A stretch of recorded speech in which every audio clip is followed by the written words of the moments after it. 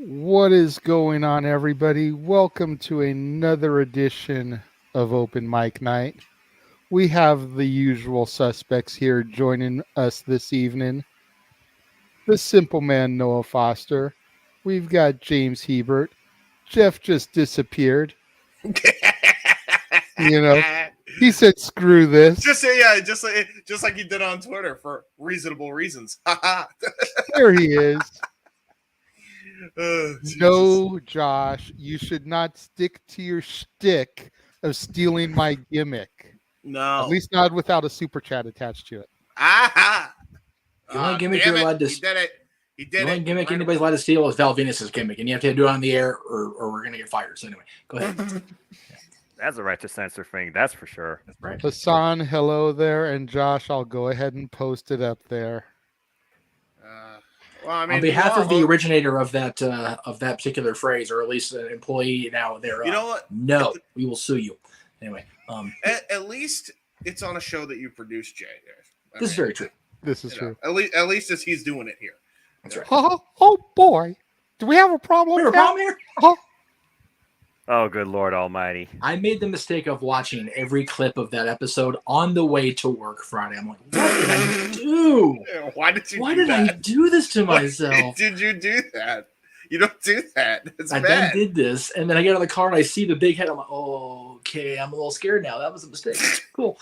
Now it's just gonna rent space in your head all the time. You're gonna be sleeping and you're just gonna hear like, ho, here we go. All I'm gonna say Time is to go to 3 work. minutes and 15 seconds in, and Noah's already rubbing his forehead like he's over this shit.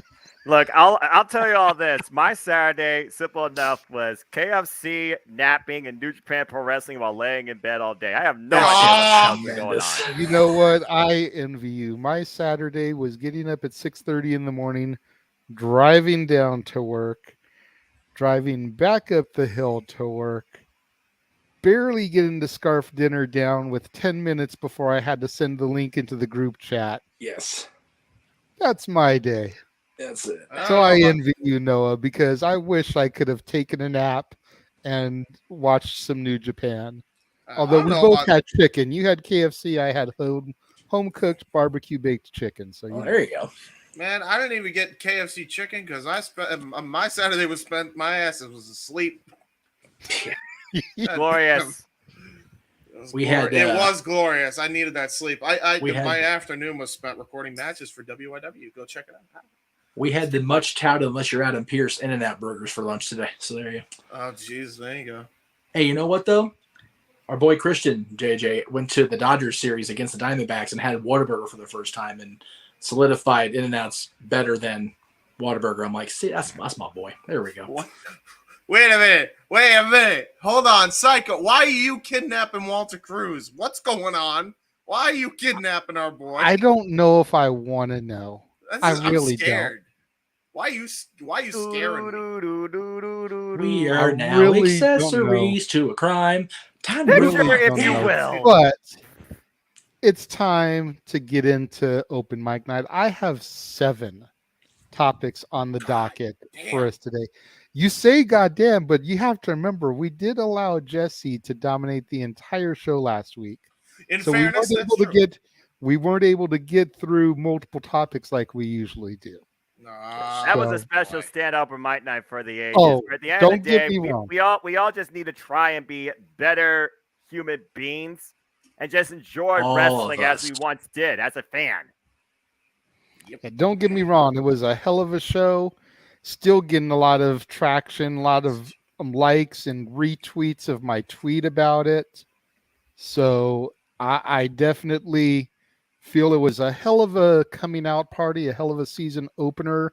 Yeah. Now that it's being done through me and still streamed on Jeff's channel, but the Casa is the primary channel and the Jeff Meacham Network is a secondary now.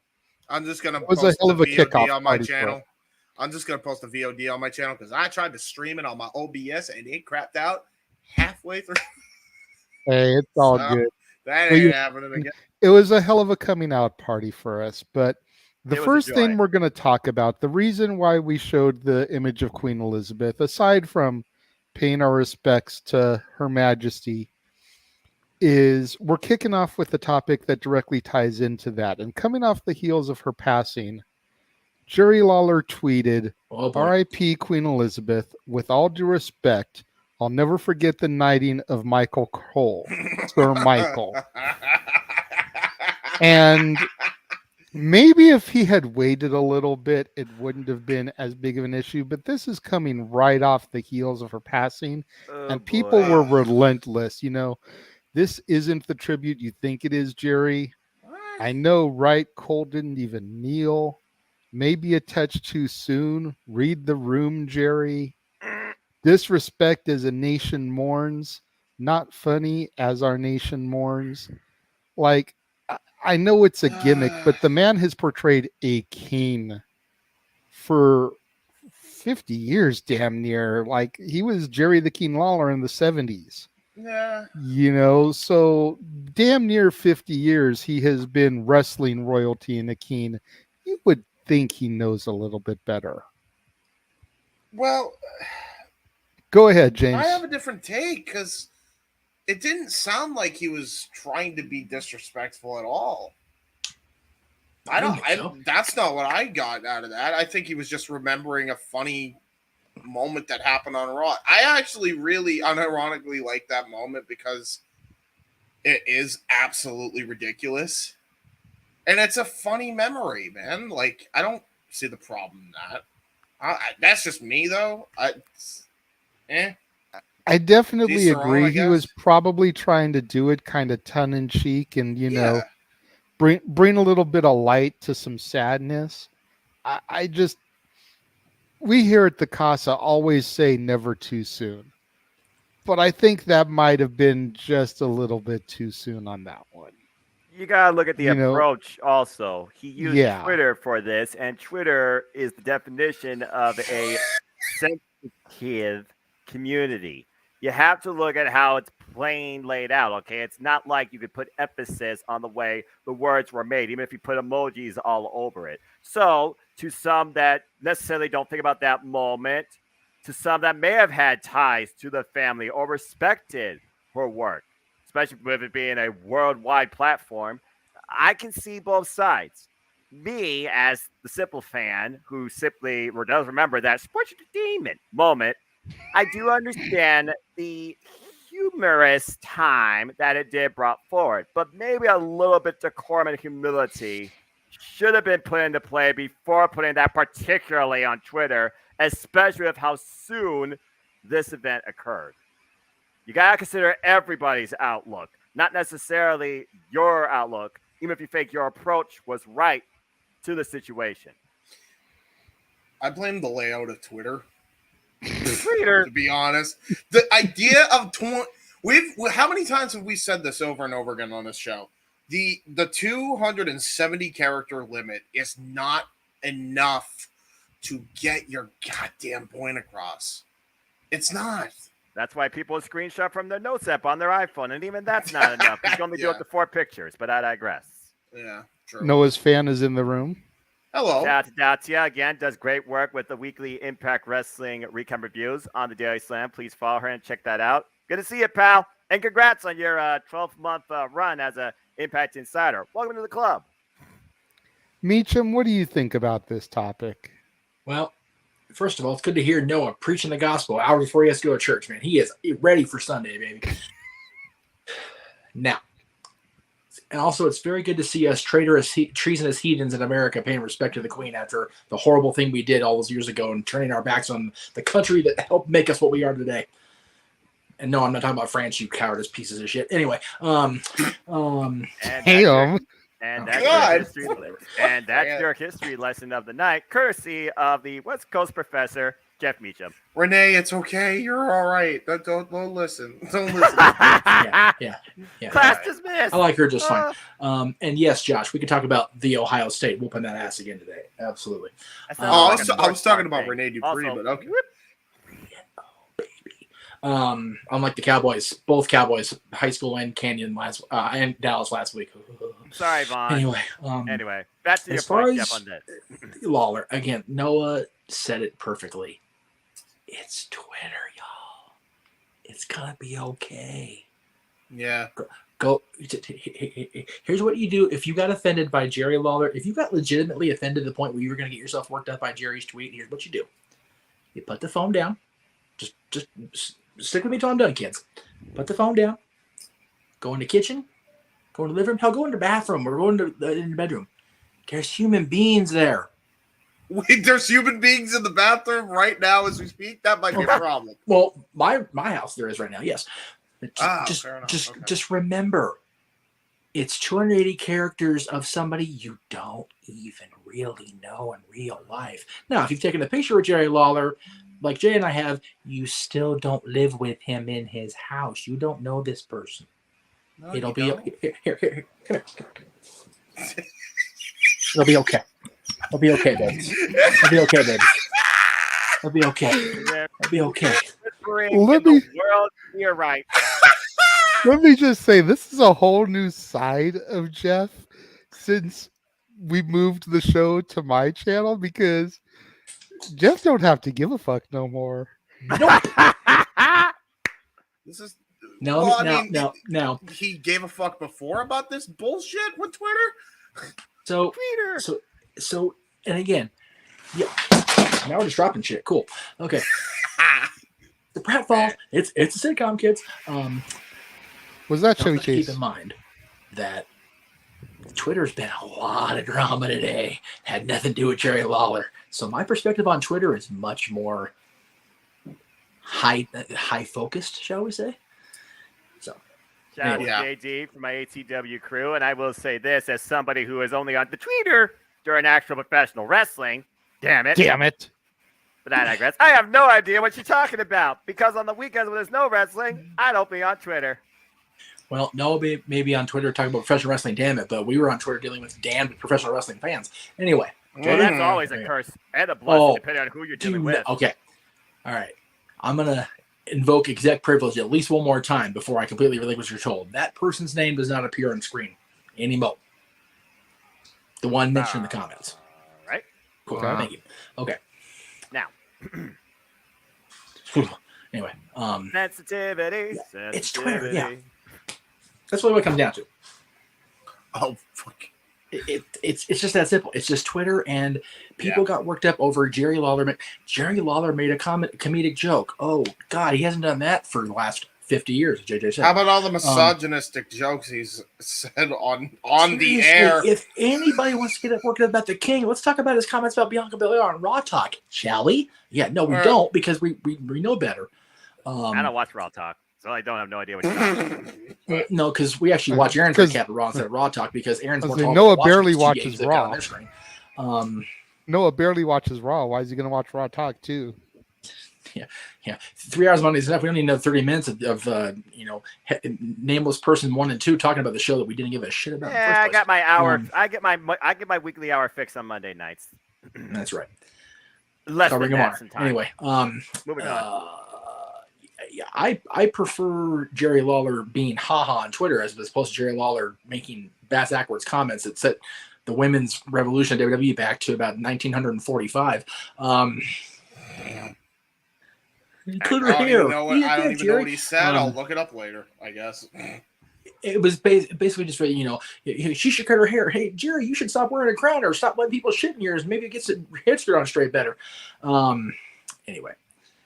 Okay, and again, Josh, everything on any of our channels, subjective. Raw is what it is. SmackDown is what it is. We'll get to that if there's time later, Psycho. Oh, shit. Yeah, that's a thing. I forgot about that. Wait. Back the hell up here. Am I reading that right? Yep. Throw it up. Go ahead. Yes. It's going to be at Country Redacted for the pay-per-view we don't cover. Oh, good. But yes. So it's not canon to me. Never mind. But it is a legitimate thing. I was about to say, that actually sounds more normal because it's happening over there. If that was happening here, I was like, what the fuck? Okay. Never mind. Continue. Yeah, so bottom line, I think we all got a good stance on this, except, JJ opened the thing. The bottom line is this, folks. Don't let the tweeter define your attitude, let alone give you a single line perception of somebody's personality. Yep. Can I get a hallelujah for Brother Noah? Hallelujah. Amen, children. There you go. All right. We're getting a lot of feedback over here. LOLs and cracking up emojis. And that's the point of Twitter and the point of this show. Y'all get it? Y'all get it? Speaking of Twitter, our next topic comes from a tweet as well. This one not near as downerish. Oh, yeah. Apparently, a source states that Charlotte Flair is ready to return, and it could be as soon as Extreme Rules. But if not, they'll hold off till Survivor Series. Big plans for Flair in 2023. She is supposedly scheduled to beat Bianca at Mania 39. Okay. Computer, pack Charlotte Flair shirt for WrestleMania. Thank you. I mean, this is more of, newsworthy and whatnot, but I don't know if I want to see Charlotte dethrone Bianca. Me too. Bianca's had an amazing run. I would rather see Bianca defeat the Horsewomen at Mania each year. She's already done 2 of them. She already took care of Sasha and Becky in consecutive years. That is true. She just needs Charlotte and Bayley. She beat Sasha so bad, Sasha done ran for her life out of the company. She beat Sasha so bad, she was at New York Fashion Week and on the red carpet for the Andor premiere in a wannabe Princess Slave Leia outfit. Andor is a little bit more reasonable considering what universe she exists in half the time. Bro, I'm looking at her and I'm like, does she forget? Did she have amnesia? Did she forget who she was? Did she get out of a coma? What's going on? The force is strong with her, young James. I see. Talk about apparently doing a reset of your mind again. Don't follow. Don't know. This is the you're looking for. I mean, it's not outside of the line of possibility for Charlotte to beat Bianca. I just don't know if I want it to be at Mania. And I feel like Charlotte is just overdone. Yeah. She's a 13, 14 time, whatever it is, world champion in the span of 7 years? Already? Yeah. Damn. If you go by what they count for her father and how many years it took for him to accumulate all those. Today's actually the anniversary of the first one.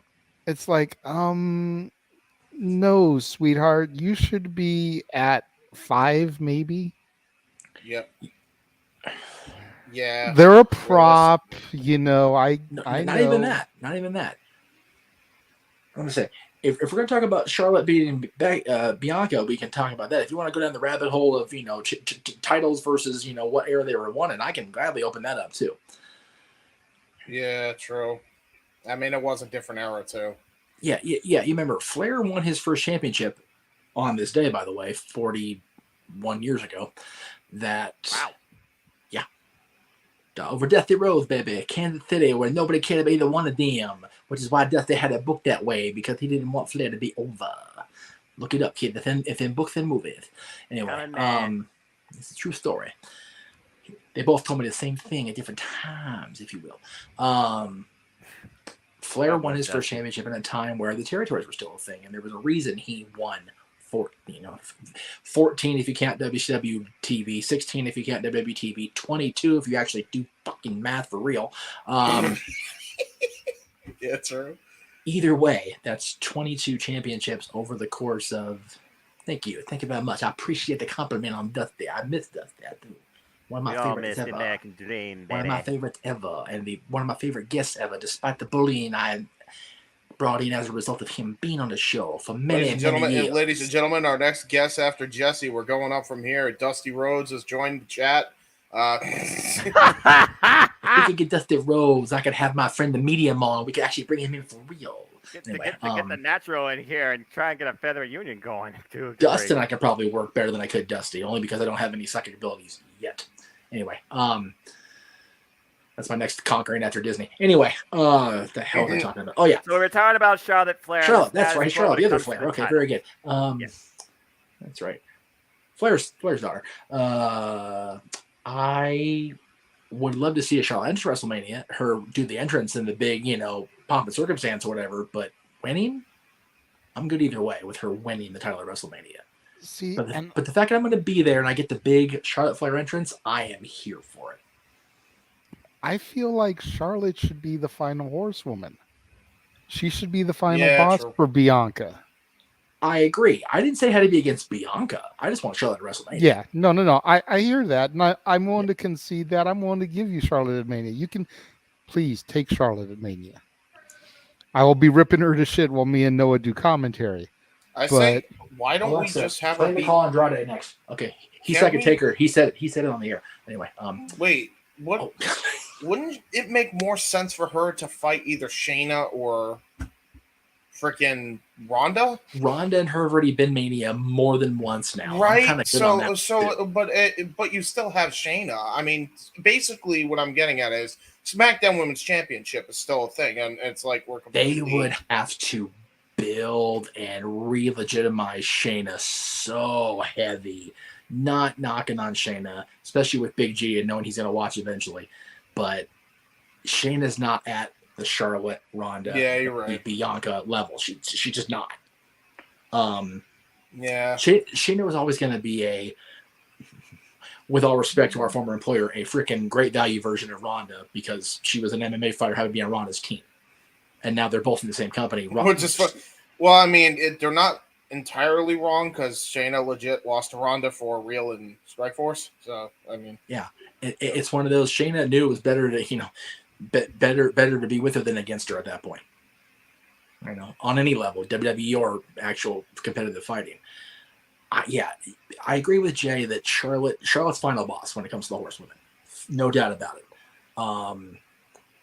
If they're going to continue with the horsewomen thread, the problem is they really look like they're heading toward Bianca Bailey sooner rather than later. Yeah, so that's there's no money. Leave that comment up. I'll get to it momentarily. There's no long-term storytelling money being spent in prolonging that program all the way to April. There's just the trigger's already been pulled. The bullet's out of the gun already. It just has to hit, and it's not going to hit that far down the line. To get Charlotte's a goat when it's just me with Trish, I'd say China because she's more of a spectacle. And again, another anniversary. Trish Stratus's last championship victory at WWE. Cleaver's here. What's up, Colin? Good to see you, brother. Good to see you, Colin. So, yeah, Charlotte, and again, it's very hard to be objective. I love Trish. I've always loved Trish. She's one of my favorite people I've met in wrestling, let alone people I've seen on WWE television. Absolutely adore her. Same with Lita now. I finally got to meet her. I love both of them to bits. But Charlotte is a special talent. She came into this not wanting even to be in this. She just kind of got rooked into it because everybody's favorite throat heavy saw potential in her, and to his credit, he was right. And then she developed in NXT like any other good WWE developmental talent should. It's just she got pushed to the moon, Cameron Grimes level, because she's a Flair. The difference is she's backed it up every step of the way. Has she had her little temper tantrum lover's quarrel with Becky down the line that almost ruined my cruise for about 2.5 seconds? Yes. Is she full of her own shit? Yeah, but she should be. So should Becky. So should all the horsewomen.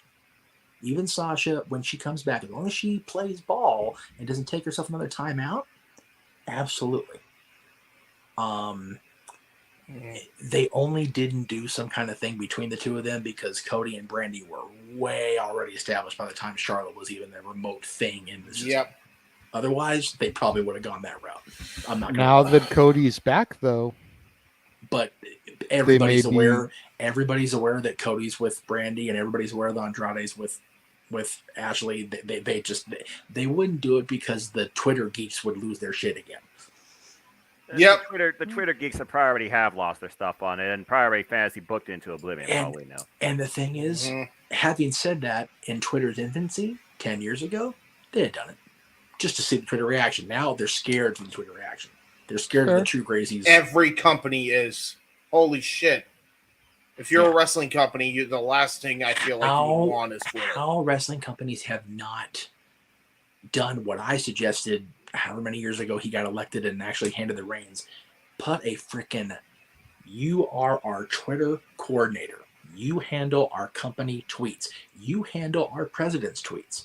If somebody would have had that thing in their hand besides 45, he wouldn't have gotten near as much stupid shit as he got into. Same with Tony Khan. Same with a lot of these people on social media. I have said for years, there should be a multi-question. I know they won't be. multi-question common sense questionnaire. Common sense. If you can't get at least a B-, you fail. You don't get to use Twitter. Common sense. A simple two-word terminology that defines using logic and decorum when it comes to distinguishing yourself among an internet wrestling community. Where does such two words lie when it comes to the knowledge basis of mankind? Stay tuned for Morgan Freeman to talk about that on the next Into the Wormhole, probably on the Science channel. Wait, hold on, Noah. Let me do my Twitter impression. Let me do my Twitter impression of what I got earlier this week. Oh, you fucking neckbeard! Stop sounding smart. Yeah, there's Twitter. If common sense were common, more people would use it.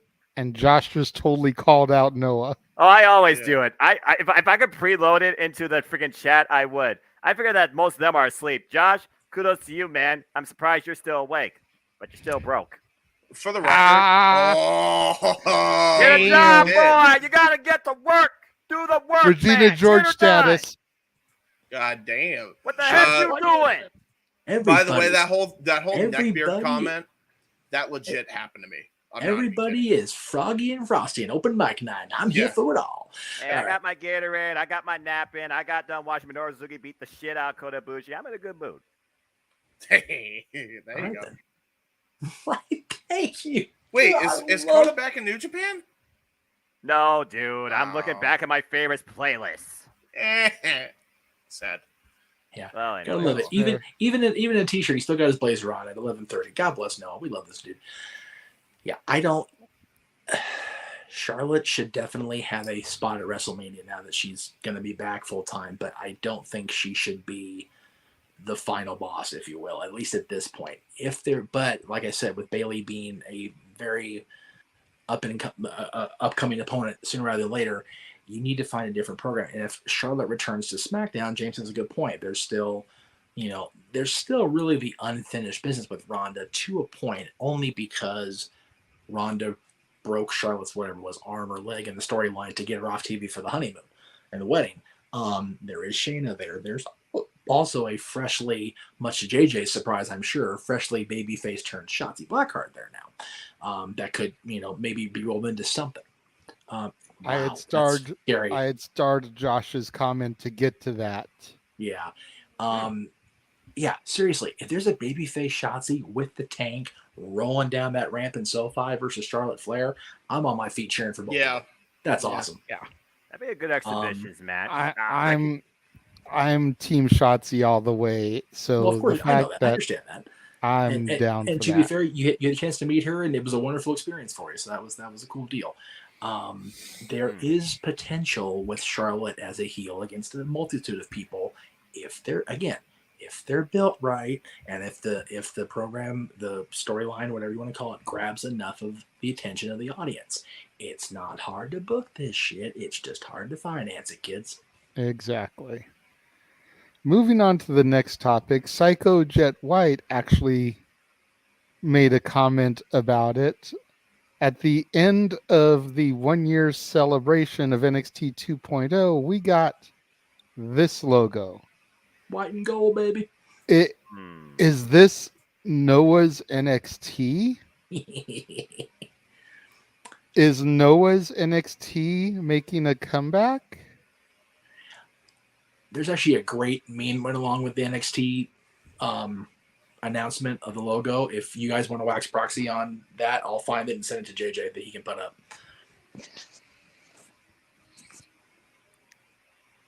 Noah, what do we think? Okay. Noah, you take this one. I have a different take. Let's be honest, James. You and I always have different takes. That's why we're different types of fans, and that's why we work well together. Yes. That being said, it's intriguing. It still has the font of what was not my NXT, but it does show the colors of what was my NXT. I need to see how they laid the groundwork. It starts with the presentation. It starts with roster rearrangement. I did hear that the next guy in the bloodline actually has a Not My NXT championship. What the fuck? So, again, I don't know. And again, for the longest time, I've said they have never figured out what to do with the NXT North American Championship for the long haul. And I was almost with you, JJ, with Carmelo Hayes. Your boy lost it.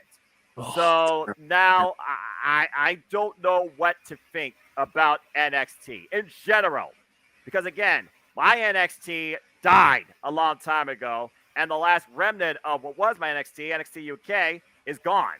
And I have no idea what the future holds in store. I'm not going to deny it, but I'm not going to assume it. We'll see what this means for NXT. Period. James? My issue with this is he's trying to bring back a brand, and Paul Levesque is, where, you know, we want to talk about pettiness in the freaking wrestling industry, and just in social media in general, especially with interviews and Twitter or whatever.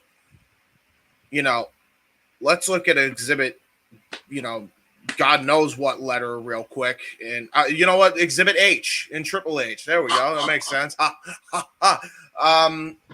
Do people remember that this very guy on an interview was bitch pissy because a Nielsen rating wasn't in his favor in a situation he didn't even want to be in anyway, and not only buried the competition in AEW, buried the very brand that he was trying to make a third brand and called it developmental because he was pissed off. So, I mean, I don't even know if we have the same mentality anymore. You know what I mean? Like, is there even the same mentality with Triple H running that? And not to mention, he's running Raw and SmackDown. Why are we overworking Hunter here creatively? We're not. Sean's running NXT now. Oh, that's right. I'm sorry. Sean is. So Hunter's running it. Yeah, exactly. So you're wrong for that. It's basically Sean and Triple H are running everything. It's basically the end all be all here. So it's still like, yeah, you have two people doing all this stuff probably, but at the end of the day, it's just going to be good for the long haul. I'm not so sure. Or in Triple H's words, best for business. Yeah. Like, don't get me wrong. It's cool that they're going back to the black and gold. But is it going to be the black and gold? Oh, it's going to be white and gold. There was no black in that logo at all. Yeah, exactly. It was white and gold. So, you know, fair enough. Everybody, see, already we have a problem because everybody says the black and gold is back. I mean, well, hold on. There's black outline. Okay. So it's black, gold, and white. It's the black, gold, and white era. It's predominantly white, by the way. This was best summed up. Don't put it up yet, Jay. By our buddy, good Mike commentary, or good Mike work commentaries, Greg Morgan. With this is how they're going to explain NXT 2.0 to the children of the future. What? Waiting for the.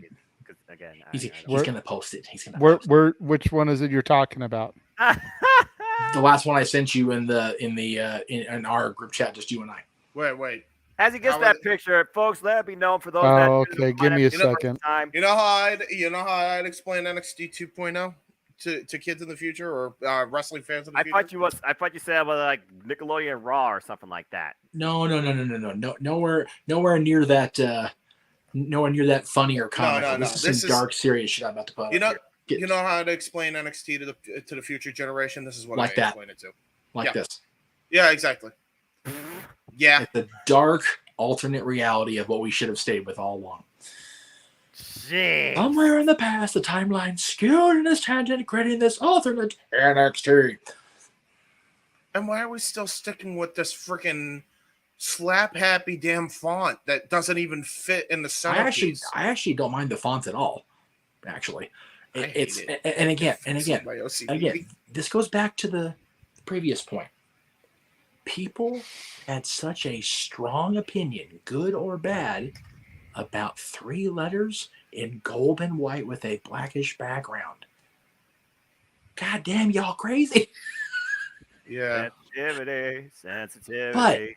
But to be completely fair, I popped as big as anybody. I'm just as crazy as the rest of you because even though we found out for the record that it had been Sean, it was Sean Austin, or people that was running 2.0, that created the color scheme, that created the paint splash logo that Noah just adores all so much.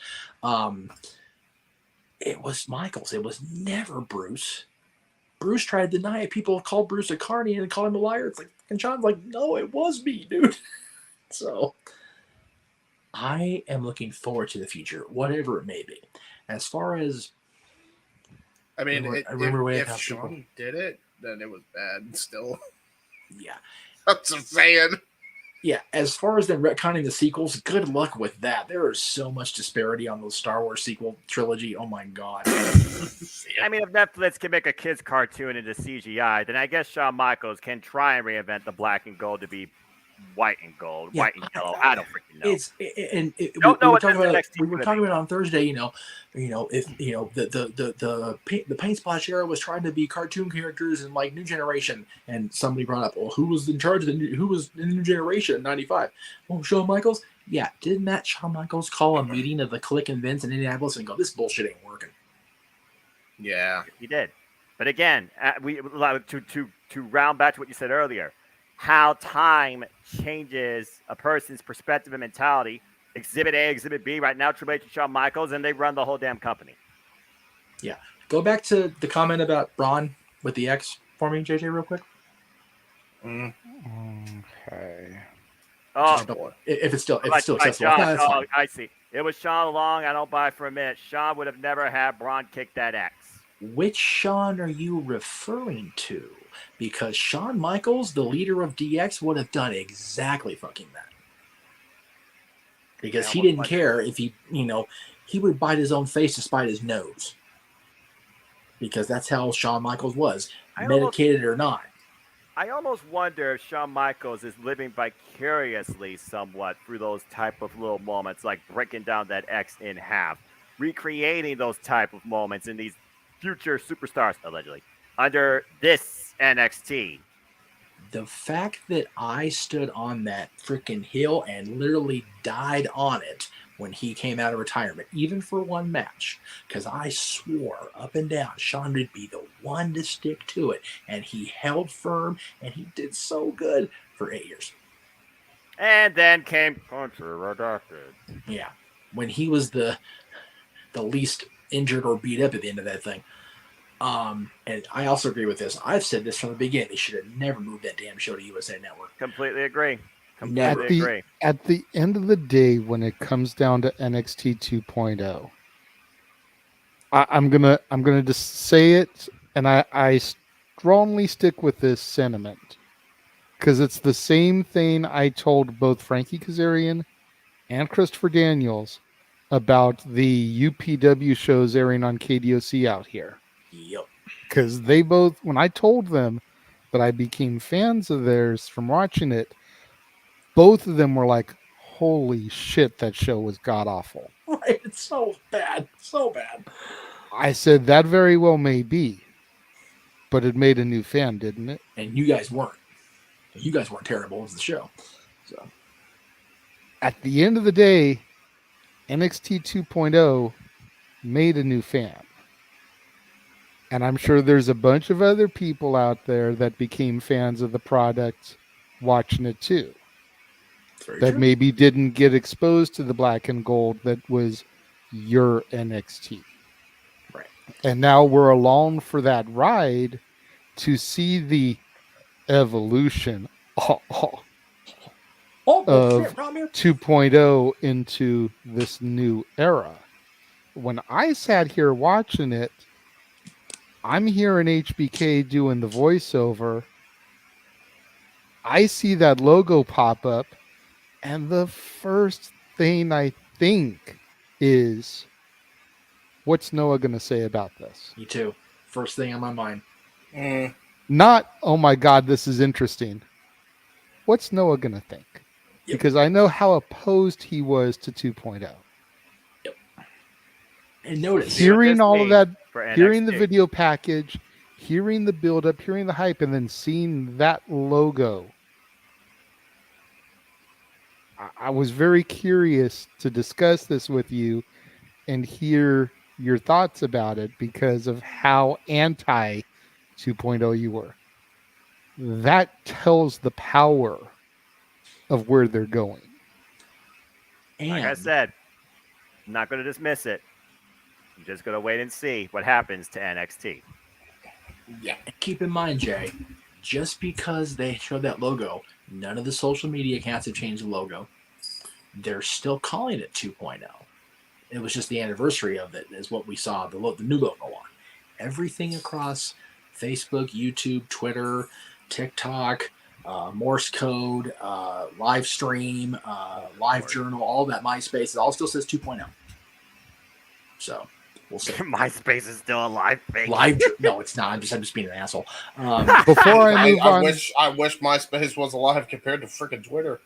Before I move on, remember to our fans in the chats, if you have topics that you want to introduce, they do need to come with a super chat. Yes, please. I am starring some of these so that if we have time at the end, we can maybe come back to them. Right. But if you definitely want us to discuss some of these topics, they need to come with a super chat. Particularly one individual more than the others on this panel, as Jeff definitely took the last topic home heavily, and I agree with a lot of his points. Considering Charlotte Flair, she is the final boss of the women's division. And just remember, super chats to new topics will get us to be interrupted and from the line. Yes, exactly. All right, Disney. So this is an interesting discussion, and it's really more of a discussion more than anything. In one of the wrestling groups that I am in, I saw somebody post this multi-paragraph diatribe, and I actually had to. No, hold on. Don't get all negative, Nancy. There, James. Okay. I had to break it up for a moment. I had to break it up into 3 images so that we could get through all of it. But at the end of the day, it is an idea. Should I prepare to bob and weave from the bullshit? At the end of the day, it is an idea on how WWE can get a title off of Roman without making him look weak. Ooh, okay. So I'm curious to get your guys' thoughts and feedback on this. Okay, well, Booker Man here. I'm curious. Let's hear it. So basically, it started at Clash of the Castle. Roman beat Drew with Solo Sikoa. Then it's Survivor Series, 10th anniversary of the Shield debut. Have Roman versus Rollins for the undisputed championship in a TLC match. For the first half of the match, Seth pulls his mind games with Roman. Always has a counter to everything Roman throws at him. Since he's always a step ahead, Roman pulls out every trick in the book.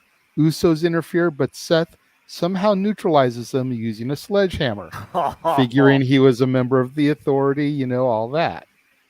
Fast forward to the finish, Usos are down and out. Roman and Seth are slowly racing their way up the ladder.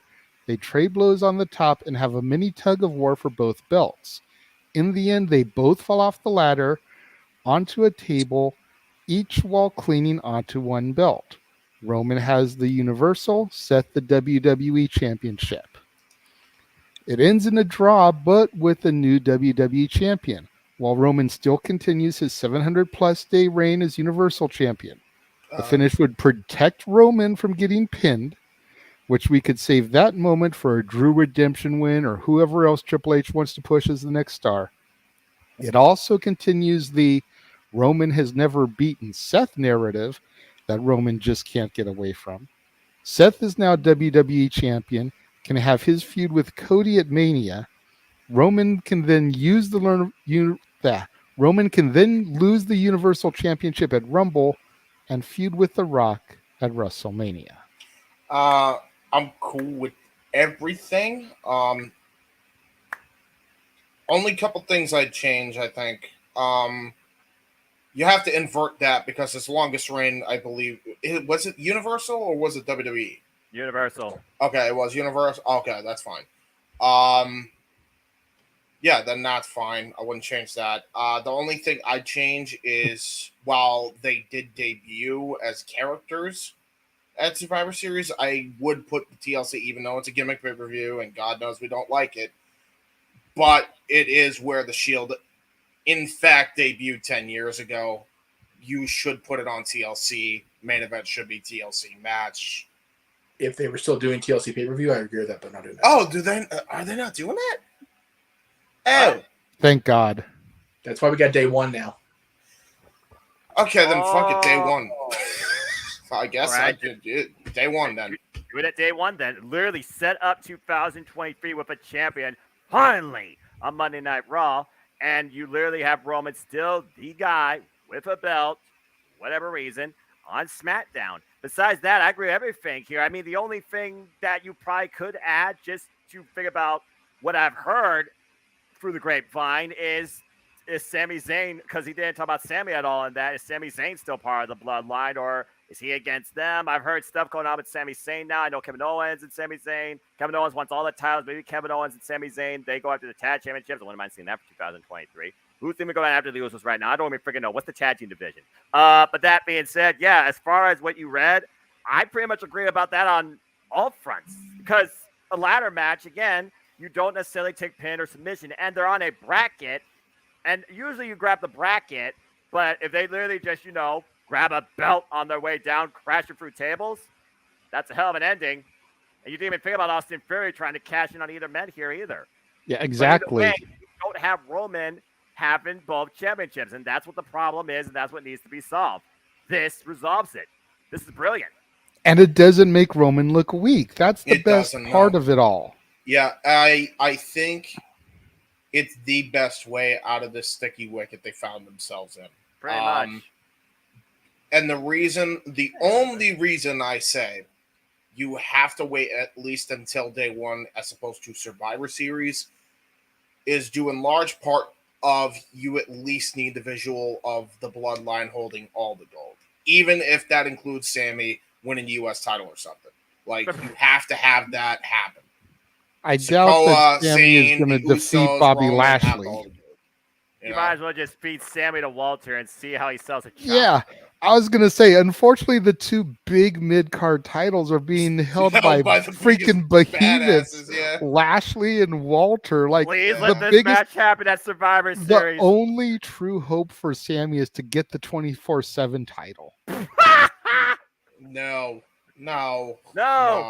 I'm just saying, because what is the reality of him beating Lashley or Walter? Highly unlikely. Interference. What do you mean? Either way. There's a way. Okay, no super chat needed on this one. I co-sign with Mansfield. We need a book called The Wrestling Gospel According to Noah, a simple man's take. Yes. What the hell is this now? People on the My decade or more of watching professional wrestling. Damn it.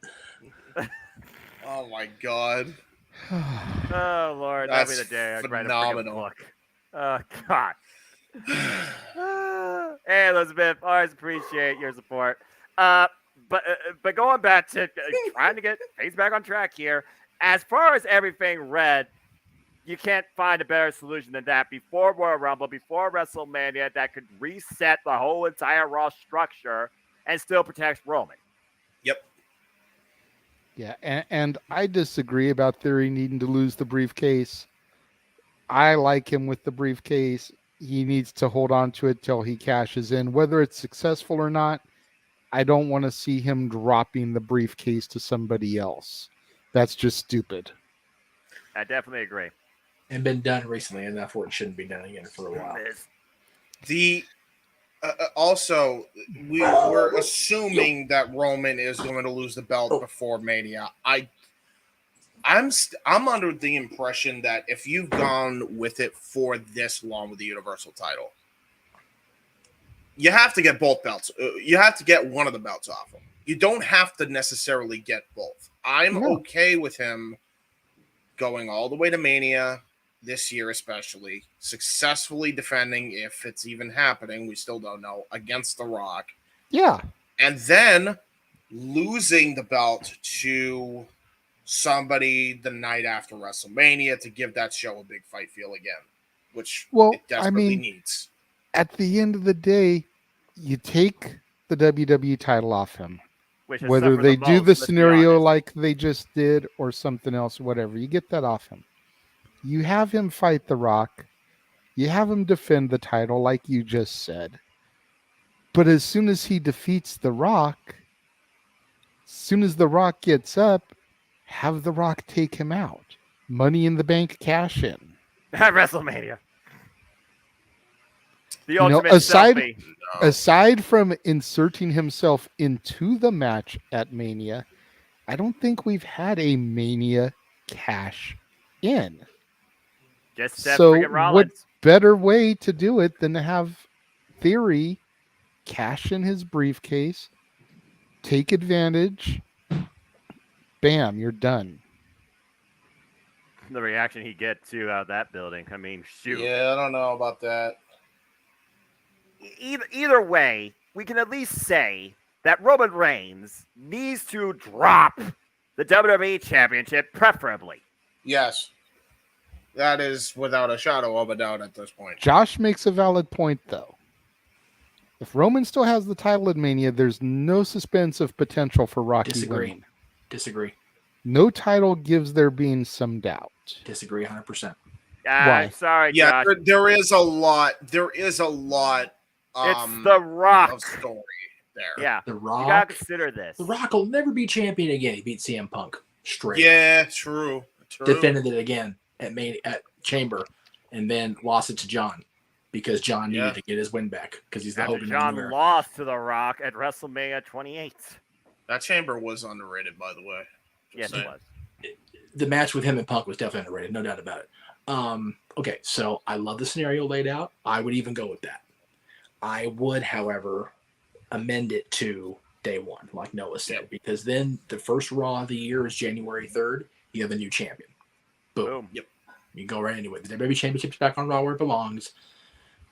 Roman's still the Universal Champion. Whether he gets to Mania or not with The Rock, if it's The Rock with the championship, or if it's Cody for the championship, as long as the WWE Championship is back in play and Roman's dominance continues, even if it's to Mania, I'm cool with it. Like I said, I'm looking forward to so much as a fan seeing these entrances. Like I said, I was not a believer in the Roman Reigns mystique as champion until SummerSlam, when I saw 50,000 people acknowledge him against John, and even more so out in here in, podunk nowhere here, Ontario, California, when they acknowledged him at Tribute to the Troops and SmackDown taping. And people, it felt like a 70,000 seat arena in this little bitty, minor league hockey building. Mm-hmm. I thought I was at WrestleMania. I'm like, damn, I get it now. This dude, he's the guy. He is the guy. And yeah, they just need to book him right. To get that moment, especially if he's still the champion at WrestleMania, you're going to have a ton of people just standing up and doing the thing, man. That's going to be awesome. They should.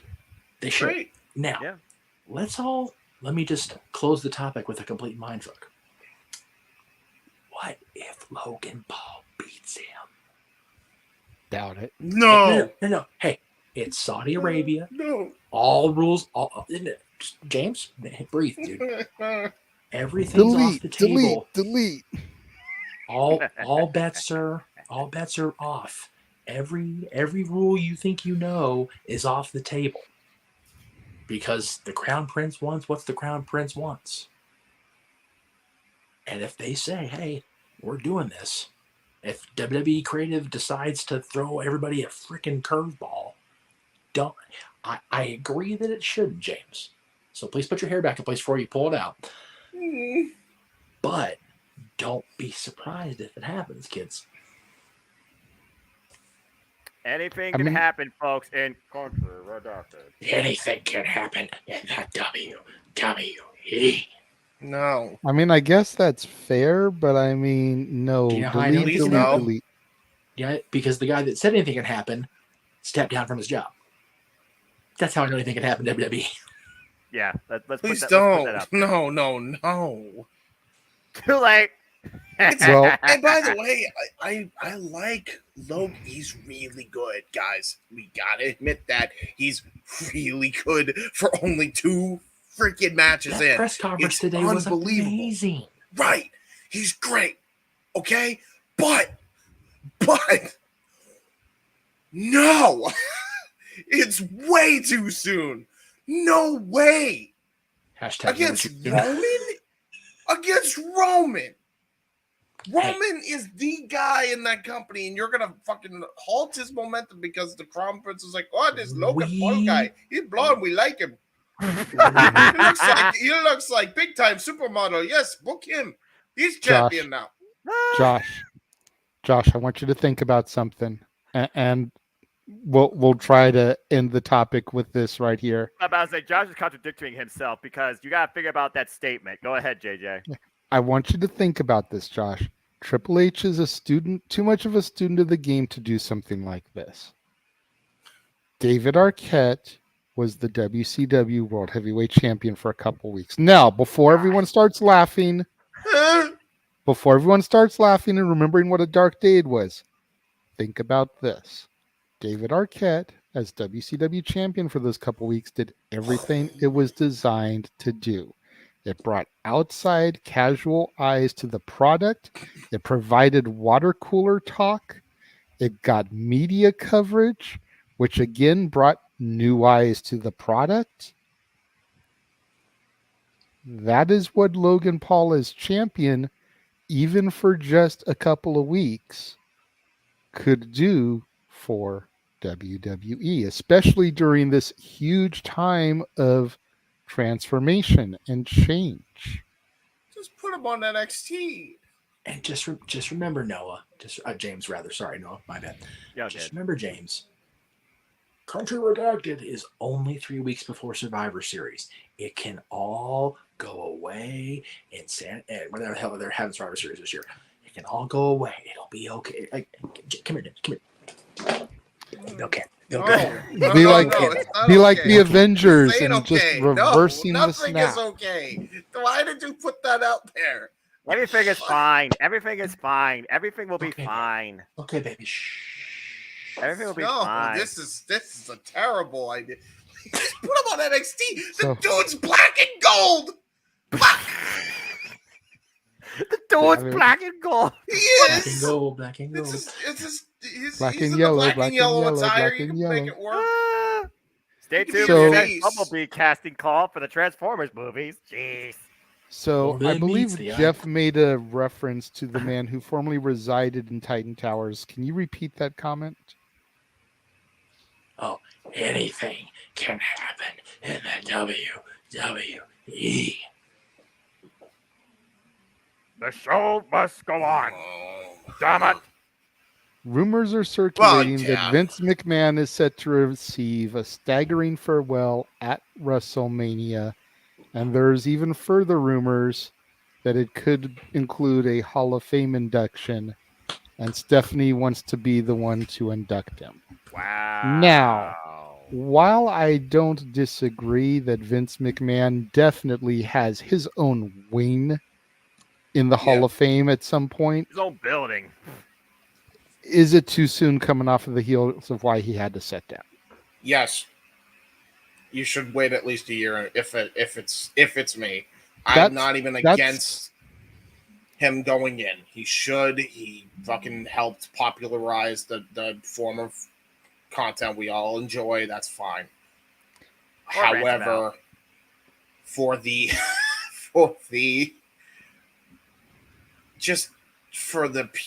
just to have, not to be tone deaf completely. Let's wait a year. That's just me. Yeah, I agree. I would say bring him in at least at the 40th anniversary of WrestleMania. Exactly. Yes. Or wait till they come to New York again. I mean, they're pretty close. They're going to Philly. So, I mean, it's the East Coast. But wait till New York, because New York, you figure the Hall of Fame will probably be at the Garden. And the Garden is the mecca for the WWE. God, where it all started. Be the Garden, Vinny. So at least either do it for WrestleMania 40 or do it the next time they go to New York for Mania, so the Hall of Fame can be at the Garden. But I don't think it should be this year because, it's rumors. But Rocky should be the headliner at WrestleMania in Hollywood. Yeah, that's fair. There's two arguments to actually more than one thing you said, Jay. Number one, it looks like Batista's going to be a headliner because he's owed his headline spot. I know you don't like Batista. I understand. But he's still technically an inductee pending because he was supposed to co-headline with the NWO. And he didn't want to deal with pandemic and he couldn't travel because of work stuff. So, Hollywood. Pull the trigger. Number one. Number two, if they wait on Vince, they may have to do a posthumous induction, and nobody wants to do that. That'll be way too sad. Yeah, that's true. However we all feel about Vince, personally, professionally, whatever, him being inducted in the Hall of Fame posthumously would be a muckerfucker of a downer. Yeah, and he is not getting any younger. Like, this dude looks like he's legit on death door, like, any minute here. This year and this pandemic has aged him like a president. It really has. Dude. And again, guys, I don't disagree with The Rock getting the spot. My only thing is that Batista is already in the queue. So if Batista is going into the Hall of Fame, and it is going to be in Hollywood, because they already said he would be a headliner, I think it's unfair to take that from him, even for Dwayne. And again, I'm not a Batista guy. Josh is, I'm not. Neither one of us are Batista guys. Batista can suck balls. He can be freaking curtain jerker of the Hall of Fame for Rocky. You know what? If you're gonna do a Hall of Fame, you might as well do both of them, but maybe have Batista as semi-main. It looks like it will be a stack. JJ's he should be curtain jerker. They had Edge and Alberto open up a WrestleMania for the World Championship, but Batista can open it. That's fine. I will say this though. You have to make Batista semi-main if he goes in. I say that because knowing what we know and how he's handled every Hall of Fame, Vince ain't going to want to headline his own thing that he created. No way in hell. He would curtain jerk his own Hall of Fame. He would literally go out for 2 seconds because he's the guy that does not want to be out there in front of the spotlight. But to argue that he's only not been out in front because he likes being the guy, a gorilla running the show. He's not even doing that anymore. So, again, he hates the acknowledgement publicly from the boys because that's just who he is for whatever reason. Paul Heyman should headline Philadelphia. 100% agree with that. Yes. Should be ECW class, but anyway. Agreed. Yeah. Shit. There's enough guys that are left. But yeah, and I also agree with you. They were trying to book too many people into one Hall of Fame that are that big. Aaron put up a great thread or a great post about. There was a discussion of who should be in the Hall of Fame and all over. That was the one good thing about Twitter all day today.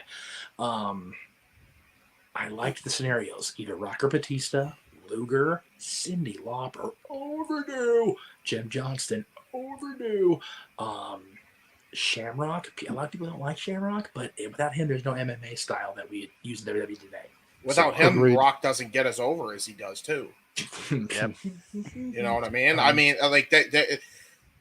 is. They had the Lions Den match for Pete's sake. Hell, without Shamrock's feud in 1998, The Rock isn't over. Period. End of sentence. I would even go as far as you everybody that you mentioned. I also could see them doing the triple threat of. I could seriously see them putting in Cena this year with Vince, with Batista, with Rock. No. Too many bigs, and honestly, I would do the Hollywood Blondes though. Oh yes, Hollywood Blondes would be a good tag that team. one works. That one works. I mean, yes, you get Austin again, and Austin's a huge draw, but the Hollywood Blondes were a mid-card at best tag team. But I still think they deserve it. So even though Austin is a huge draw, the fact that you're doing them as the Blondes, it doesn't take away, and you have Austin and Rock in the same class. Mm-hmm. And Pillman, you know. The jury's still out on that. Well, I mean, Pillman is a Hall of Famer if he's inducted as far as John Cena, hold off on that. You have to believe they're going to go back to Boston sooner rather than later for me. Maybe they will. Yeah, that's fair. They're doing it in Philly. Trust me, Boston's going to be on the radar at some point. Now let me throw out there for the record for everybody watching, everybody not watching. I'd love if John was headliner because then I could really throw down with my boy at the end of the night. Cool with that. But if we're going with people that we know are involved or are already scheduled to be at a Hall of Fame, Batista's at the top. If they throw in Rock, then Rock needs to be the guy. Melina's not a bad idea because of the paparazzi gimmick.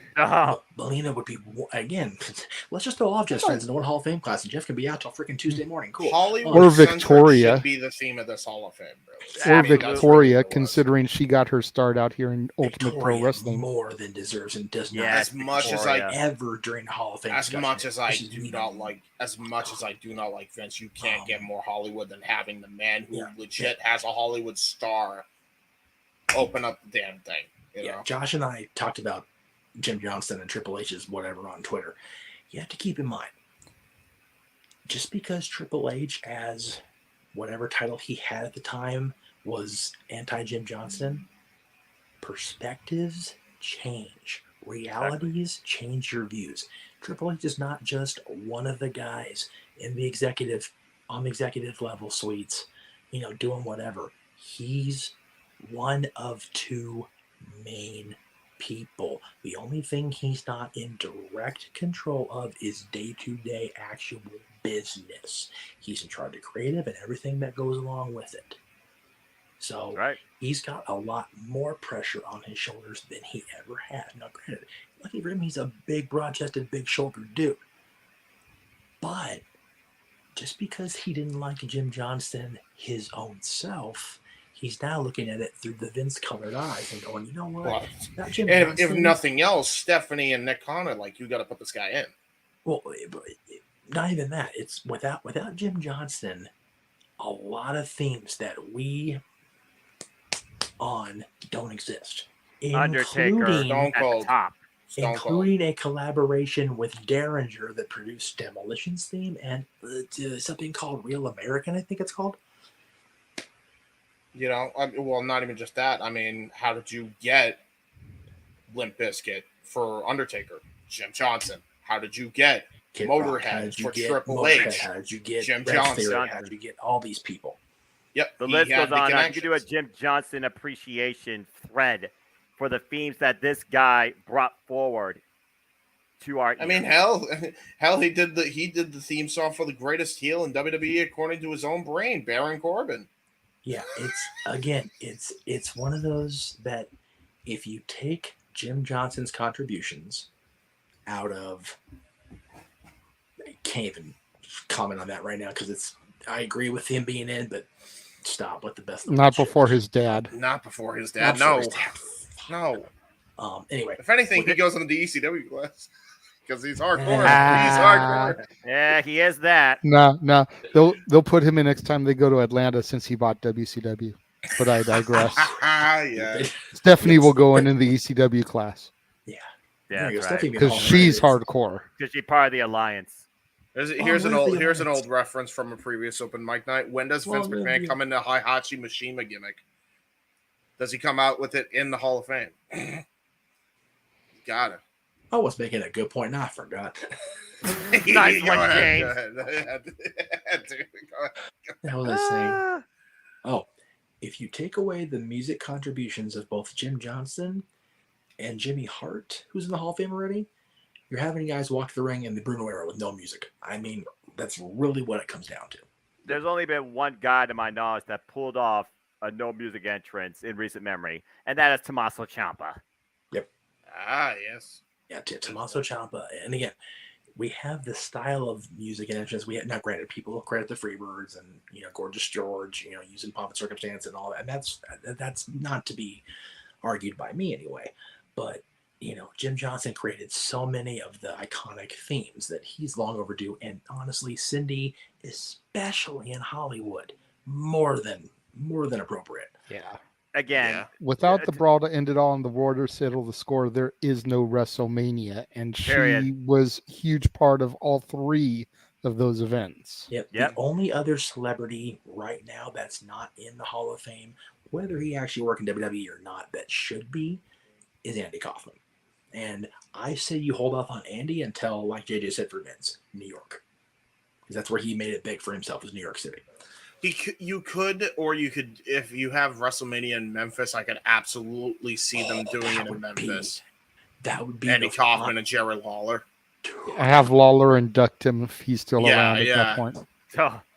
That'd be cool.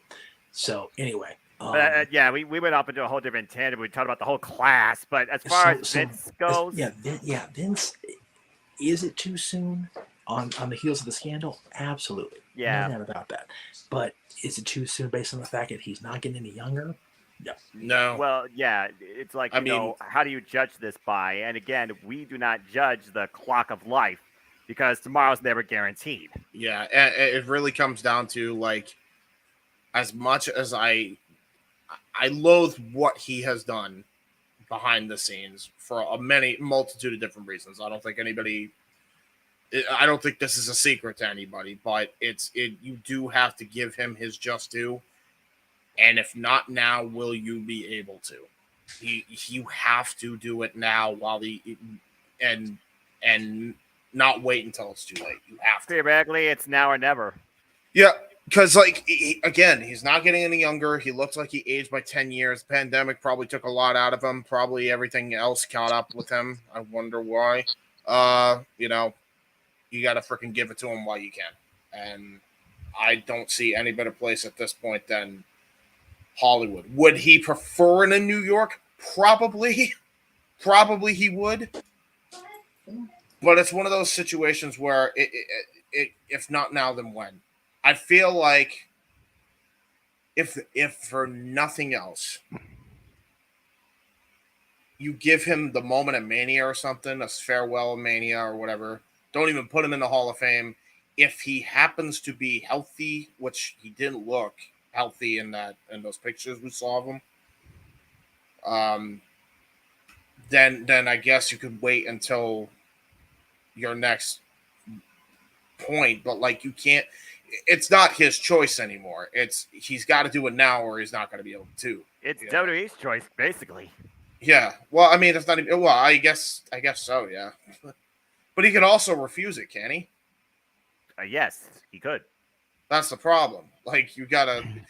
Another problem is Vince is going to be his own worst enemy with this stuff, and he's going to advocate for doing it in New York. I mean, he doesn't like doing this type of thing in front of the boys. Jeff mentioned that he doesn't really like going out there and getting all this praise. So in Vince's mind, he probably would almost rather do it after he is gone. Yeah, because then people are doing it in his memory, and he's not going out there taking time from the boys. He doesn't know what's happening. Right. You know what I mean? Or if he does, he's up in the heavens, or hell, laughing like, yeah, that's right. No, Mystery Man's going to hell. That's for sure. I'm not Vince McMahon, but he might be in purgatory for a while at least. Right. He'll be chilling there. He'll be even worse. You know what? It doesn't. It turns out, and it just to lighten the mood a little bit, Vince McMahon just happens to be in purgatory. Not for any of the heinous crimes he did behind the scenes, allegedly. Not for any of the other crap that he's been accused of over the years. No, he gets stuck in purgatory because he lost his passport. He didn't have his passport on him, and so he can't get into heaven or hell. They can't decide because he didn't have his passport on him. Damn it! Grandpa forgot his stupid pills again and can't find his passport. Anyway, Grampy Vince all messed up. Grampy Vince lost. Yeah, it's one of those. You should have had your passport, Vince. What do you mean, damn it? I'm dead. That's right.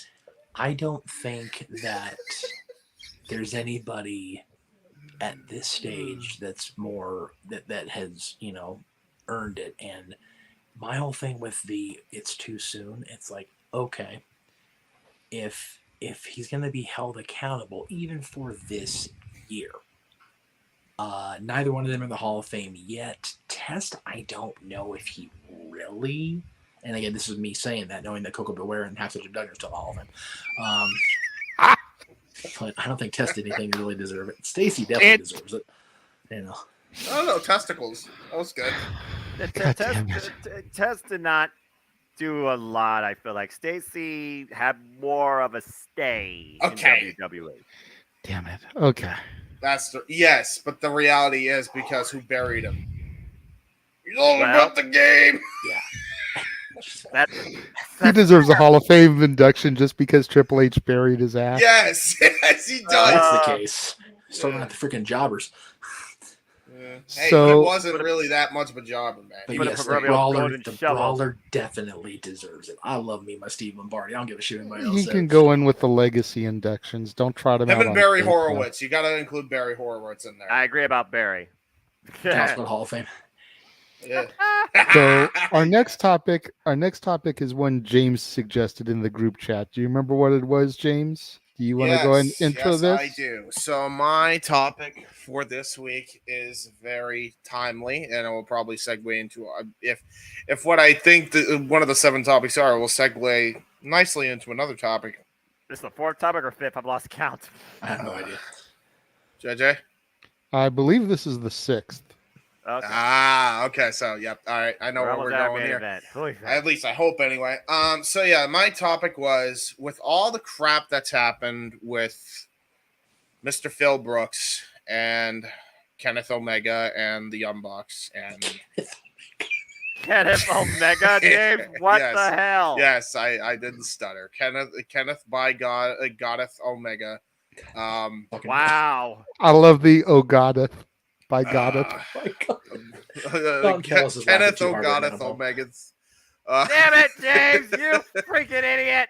With all the goddamn hoopla that's happened with that whole fiasco, has the rose already left the rosebud in this case when it comes to MJF? Because while the ratings are good right now, are they legitimately going to last? That's really my question, because they're, for years, I feel like we've all said that controversy creates cash, right? Yes. But at the end of the day, we're talking about, this was some really embarrassing and bad publicity from all parties involved. Everybody deserves a huge flock of blame here. And needs to take some damn accountability for it, including Tony, by the way. But all of that crap that happened, I feel, has more so outshined what MJF did, which was, again, he returned it all out. And now, because of all the stuff that's happening, Mox is like the biggest talking point even, because, and this is right when he came back, and he's basically saying, this is not the time or the place. Now, granted, his promo was awesome. I loved Moxley's promo. I actually got a chance to watch a YouTube clip because I've actually taken a break from wrestling for a couple of weeks because of freaking Twitter. I'm right with you, Jeff. Anyway, so Twitter. I saw the clip and the promo was excellent, but it did outshine what MJF's whole thing was. These WWE, I mean, they could probably circle around back to that, but I feel like now that Punk is gone, that was your money match, and now you're not ever getting that. And if you do, the roles are going to be reversed, and it's not going to happen until months down the line at this point. So,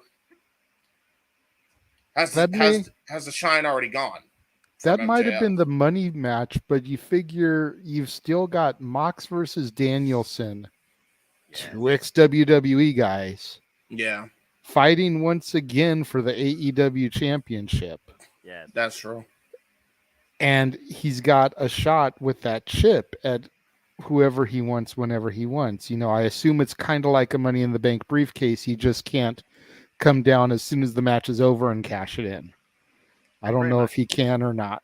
I think it's like he has to come out and announce, I want this person on this date. You declare it. Right. So, kind of like RVD did with Cena, as opposed to what everybody else has done. Right. So it's like the question now becomes, where's the bigger draw for Max? Personally, I thought it was against Jericho, but Jericho lost. Right. Out of the people that were still left in the tournament, I thought Max versus Jericho was the money match. Well, but instead we've got Danielson versus Mox. We've got Blackpool Combat Club versus Blackpool Combat Club. I feel like Brian is enough, and I don't want to diss Brian by saying this, but I feel like he's enough of a similar mold to Punk, coming from that ROH era and then making the jump to WWE and then coming to AEW right around the same time, that I feel like he'd be a good substitute in storyline. Plus, he's the one of the two that hasn't had the title yet. I mean, do we really want Mox to be a 3-time AEW champion? Well, only if you go with the approach that Moxley MJF has only had one match overall over the AEW championship back in MJF's before maturity during the pandemic, at All Out on pay-per-view, and he lost. So, in theory, Moxley has a win over MJF. MJF has not beaten Moxley yet. But looking at the context and how Bryan Danielson can literally give zero fucks about what MJF says, I do see that, and that's a fresh program, more money in that. I can literally see that being set up for Full Gear, especially in the New Jersey area, where if after that they go back to Bizarro World and MJF comes in as champion in Long Island, New York, that sets the pace for AEW in 2023. Here's another thing as well, and I think this gets lost on people.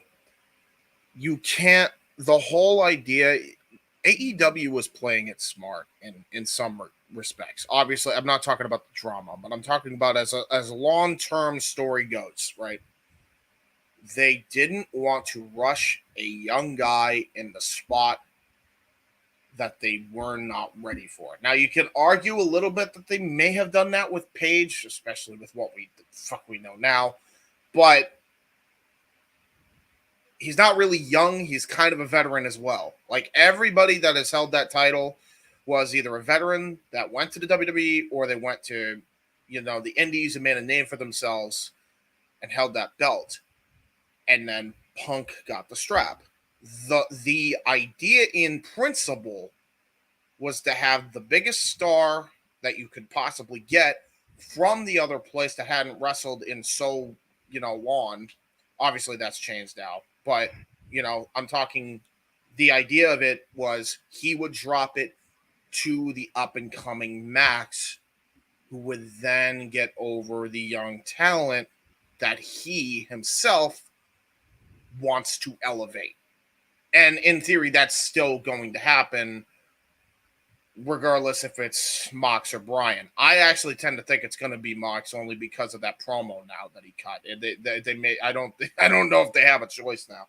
Well, the end goal is they have to get the belt on MJF. Whether that's got to be the end goal, James. That's the bottom line. Right. The end goal has to be MJF becomes the original AEW talent to be the first, in that sense, AEW World Champion. He's been there since day one. He was there during the debut of the belt. He was literally the second to last person in the first ever Casino Battle Royale. He was meant to be the first original AEW guy to lead as champion. Yep. So it was just a matter of where, when, and how. Long-term storytelling. Learn something. Now, but yeah, like I said, after that promo and also calling out Jon Moxley's past demons, and again, MJF being one of the only heels in the game to literally blur kayfabe, talking about AEW and WWE, and using him in the championship for a bidding war in 2024. Seriously, this guy is literally the guy to draw the ratings. And yes, we see you, but again, if you want to be more acknowledged, super chat. It's as simple as that. But yeah, MJF has to be the freaking world champion before the year's out, or AEW is a bust. He has to, and it has to happen at Full Gear. That was the plan anyway. It was supposed to happen. I feel like at this point, based on the poster, it's going to happen, but needs to. Yeah. one of the feuds you really should book. I'll get to that in a minute because Conan actually said a take that I really liked about the drama, which I don't know if we're gonna get to that or is that the last topic or no, JJ? Well, I agree with what you just said about Mox being that many times champion that soon. Number one, number two, devours the belt. What can we all agree on? If there's any weak game in Bryan Danielson's presentation, what is it? Promo. Who's his advisor? I was going to say his entrance music. Right now, yeah, but that's fixable. Hey, don't tell that to Jesse. We had Jesse on; she liked it. I know, but I will never get tired of the final countdown.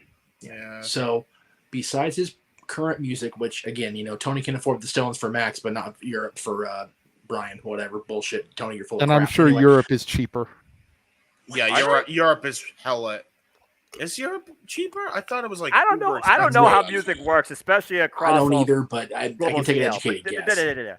Anyway, continue, Jeff. Different story. Brian's advisor is William Regal. If nothing else, if we get Brian in that spot, it's a promo battle to full gear between Maxwell Jacob Friedman and William Regal. Let me take all my goddamn money. If William Regal and MJF go face to face in that ring, and he even tries to use the power of the punch with that diamond ring, I love it.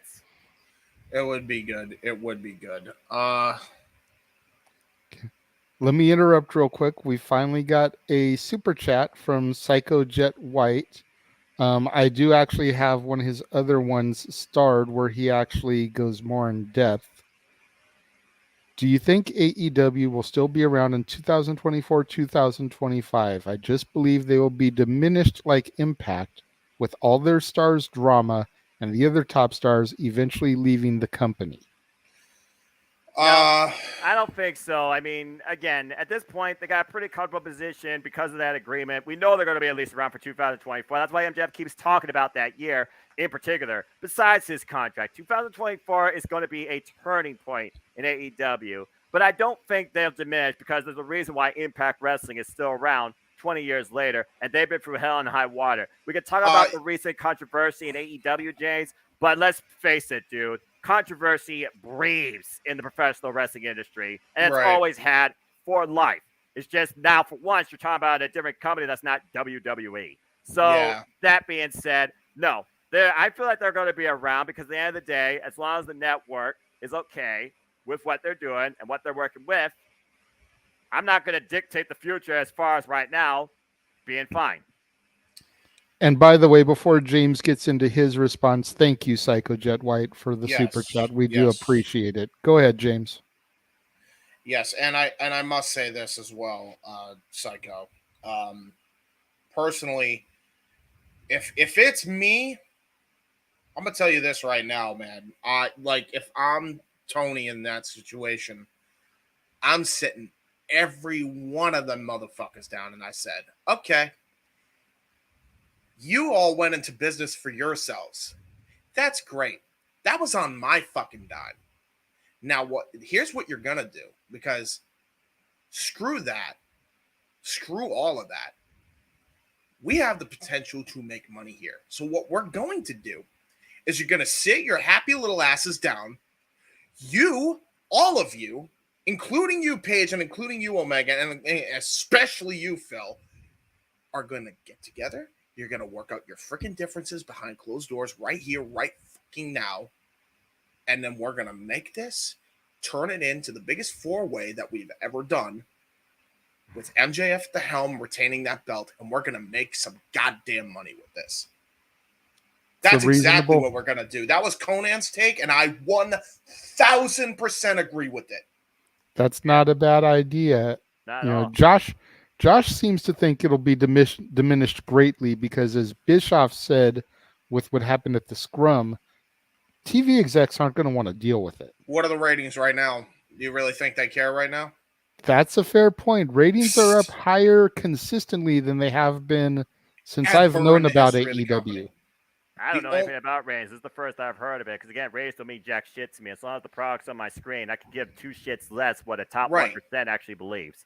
No, I get you, and we always talk about Nielsen and how those aren't reliable anymore. But for the first time in a since AEW's inception, from what I know, they've been over the 1 point 3 weeks in a row. Right. Which that is big, I mean, and it definitely will probably continue into Grand Slam this week. Yeah, and execs are still going to look at that, even though we know it shouldn't be acknowledged to the way that it used to be. Execs are going to look at that and be like, "Oh, okay, this is starting to turn around now. This is something we still want to support." It's amazing how much these numbers in this particular age range in particular is such like the metric to define. Do you believe this product can still exist? Hey. Jeff wanted to say something, obviously. I don't know. The fact is, no, the shine is not off MJF at all. Fair enough. He'll be fine. Yeah. And period.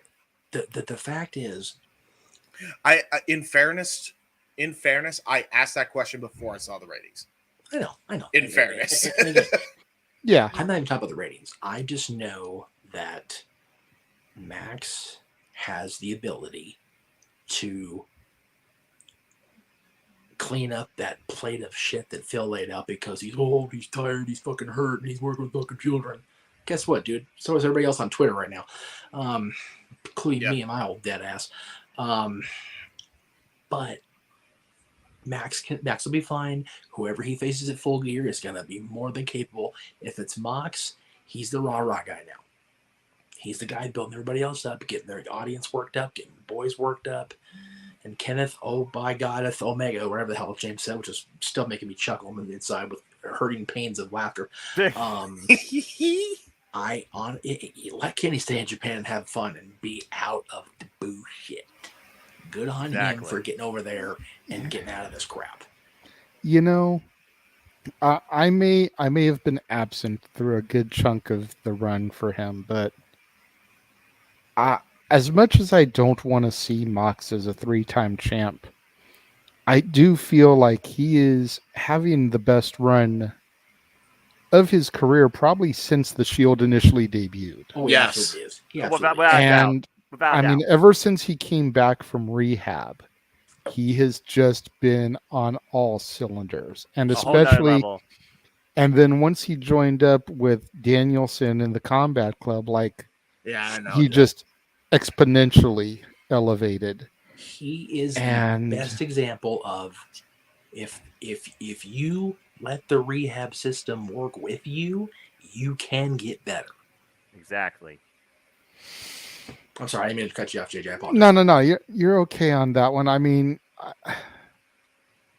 it would almost be cool. Yeah, it would almost be good to give it to him because of that. But right, I agree. I still feel in my heart of hearts that Brian's the guy. Plus, he has if only because it's transitional. Yeah, let's be honest here. This AEW title holder is going to be a transitional champion to what's really going to be the first real, organically built single star originally signed from out of nowhere to AEW. MJF. Yeah. Mm-hmm. And go ahead, Jay. Go ahead, JJ. I'm sorry. Go ahead, JJ. I don't remember what else I was going to say. It's okay. You're talking about John Moxley and his presence of being a 3-time champion, but you still have thoughts about it. But again, the key word is, how do you set up a transitional champion where you respect the fact they won, it doesn't devalue them, nor does it hurt them when they drop it? Yeah, and okay, the other point I was going to make is no disrespect to Mox, and granted, I didn't see his work on the indies prior to signing to WWE and becoming Dean Ambrose with the Shield and everything. That's fair. But he seems like he's more of a hardcore style now. And I feel like Brian would have the better match with Max as well. Well, this could be a legitimate classic. Whereas Max and Mox, It's going to be a fight. And I don't think there's I don't think there's enough hatred between the two for it to just be a fight. Here's the other thing to consider. If Mox is the guy again and he does go on to face MJF, you know he's going to lose. There's no doubt about it. Yep. All 3 of his championship losses would be due to circumstances that at the end of the day were crap. Because when he lost to Kenny in that ridiculous finish. Well, in fairness, he lost to Kenny at Winter's Coming. To Kenneth by Goddeth Omega-eth? Yeah, he lost to Kenny. He lost to Kenny at Winter is Coming. He didn't lose the belt at Revolution. Right. He lost it at Winter is Coming in a semi-normal match, actually. Okay, it's fine. So the end of the program was just awful execution. It was awful, yeah. The thing with Punk recently, he was given a 10-day, dude, here's for being such a good soldier. And had the media scrum not happened, it would have been a lot better. Because then it's like, you know what? He won it clean. He won it in the middle of the ring on TV, and he put up a hell of a fight and losing it. But because of the bullshit of in the media scrum, it was completely a useless title switch. Exactly. And then whoever wins this match on Dynamite is going to lose. So we already know he's going to be a 3-time former champion. I don't want that for Mox. Bryan has had a grand total, I think, of 2 championship matches, and both of them were unbelievable against Hangman. Yeah. We know we're going to get a match with him and Max if it happens, and it doesn't have to be the death knell of Bryan's championship opportunities in AEW. Yeah, true. If John had 3, by the way, he had 3 World Championship matches, even though he wasn't. It wasn't a title match. He also had a great match with Kenny too. Right. But either way, he has Bryan will have opportunities. If Mox loses his 3rd championship and the program ends under the ridiculous circumstances, they might as well have him on Dark in the main event at that point. Basically. Again, and John Moxley right now, he's been pulled into this for damage control, really, because, again, he was supposed to be on vacation. Mm-hmm. Yeah, honestly, he's probably losing just so that way he can go on vacation after this. He deserves some time off, man. Seriously. That's the other thing. He was supposed to be on vacation right now anyway, so I don't see him needing to stick around. The only thing that I will say, though, is if they do go with Mox, the point of Moxley, it would be more of a fight. Probably would be a bit more of a fight element, yes. However, saying in Moxley's current state now that it would actually not be a great technical clinic as well, I think is completely off the mark now. Because you got to remember who he's got the learning tree of now. They literally, all of them trained together. Yuda's taught him some shit, and he's, like 21, 22. And then you have the veteran instincts of Bryan Danielson, who's obviously had an influence in Moxley's style as of late. And William Claudio Regal. Claudio Castagnoli, who also, both of them have had an influence in his style as of late. And it's very noticeable how better Moxley has been in that ring compared to his match with MJF, even in 2020. Yeah, exactly. His match with Punk was way more technically sound than I ever thought it would. It was so good. And that's what's getting lost in that too. So many people now, because of the drama, forget how good that match was. It was a masterpiece. Before we hit the main event, Jay, can I just throw out there for the record really quick? We're getting Chris Jericho versus Claudio Castagnoli for the Ring of Honor World Title in 2022. Yeah. What the shit? Yeah. James, can you believe that, by the way? Again, you weren't even on our Rampage Zoom. Hi, Sydney. That is so damn awesome. Bro, they stacked the deck again. I'm like, damn it. All right, I'm doing a watch party because they really, it looks like a great Grand Slam feels like a pay-per-view both days. Yeah. Yes. I completely disagree. Yep, I do too. Yeah, that's a bad take. You go and you sit your ass in that arena, that Burbank Armory, and you watch the entire crowd sing every word to the final countdown as Bryan comes to the ring. Yeah. before Judas was a thing. And you tell me he doesn't have an aura, especially or the presence. refrain where it's just us, not the music. Yeah, exactly. And you know what? I'll disagree on another point in contention that I think JJ you made, or that Jeff I think you made, that Danielson isn't good as a promo. Do we remember his post reinstatement in the WWE promo?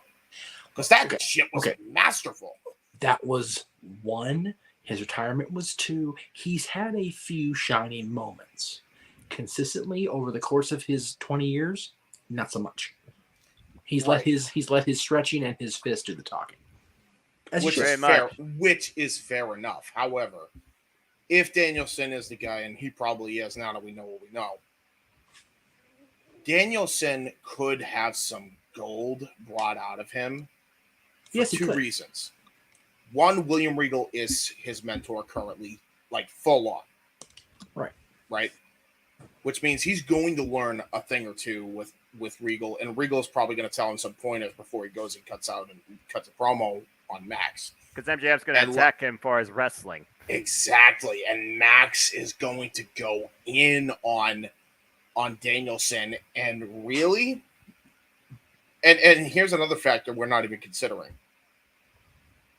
You know, Punk said MJF is just a less famous Miz for all that's worth nowadays, right? So everything that Danielson wanted to say to the Miz, he will take out on Max. True. I don't think people realize how good that program could actually become, not just from MJF's point of view on the microphone, but also from Danielson's. I think he's going to shock the freaking world on the stick with MJF. Especially I agree. Unscripted. Yeah, I agree. So the bottom line, we are more excited for the aspect of MJF claiming the AEW World Championship at the end, but more so against Bryan Danielson. But you could still make a case for both. Give him the damn belt. That's the point. Yeah, it's simple as that. If they don't do that, that's game over for AEW's World Championship. I'm excited for the whole card on Wednesday. I'm here for it. 5 championship matches. Only championship matches. So far. Wow. All right, Jay, what is our main event? I'm ready. Let's fucking go. I am so damn ready for Wednesday. Our main event is I'm gonna try to blow through it as quickly as possible because I feel like some of our other topics have gone long. But that's kind of the point of this. Yeah, I know, but I just don't want us to go too long on each of these because the PWI released their list of the top 500. Never mind, Noah. That's always a talking point. Okay, hold on. First off, now before we go, ladies and gentlemen in the chat, guess what? I don't read it, and I have not seen it. Now, to my knowledge, the lovely Renee Paquette has actually spoken on interview with one of the very writers of this publication. So I can only imagine what these dipshits said this time. Who's number one, DJ? Wait. Well, before we get to number one, I'm not gonna run through the whole 500, but I do have images for the top 10. All right. Well, I figured we would run through those. So we're gonna start with number 10. Okay. Is it Tingus Pingus? Hey, Jonathan Gresham. Yes. Former Ring of Honor World Champion, former Ring of Honor Pure Champion. He is the foundation, fought across Ring of Honor, Impact, Progress. Good stuff. Yep. Agreed. Number 9. Big E. Oh, sorry. Big E, former WWE champion, and you gotta respect the charisma that this guy freaking brings. I wish him all the best in his recovery. I wish he had a better run with the championship, but that's a conversation for another day. Continue. Agreed. And his injury was so sad. Like accidental, folks, by the way. Accidental. I know, but like I know you do. He's such a good guy. Like you hate for stuff like that to happen to good guys. And it's like, man, I just want Big E to get his ass back to a ring. Even if he can't get in there with his boys and wrestle, at least come out with them. Let's be honest. Without Big E, the New Day is not the New Day. No, they're not. You can definitely see them floundering, without him. And like I said, just for him to be able to be there, maybe not every week, but at pay-per-views or something as a presence to come out with him.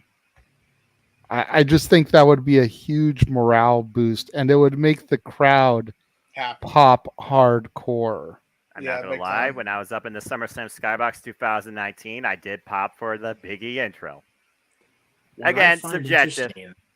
Is that he's number 9, and he got hurt well before the grading period ended. Where would he have been if he didn't?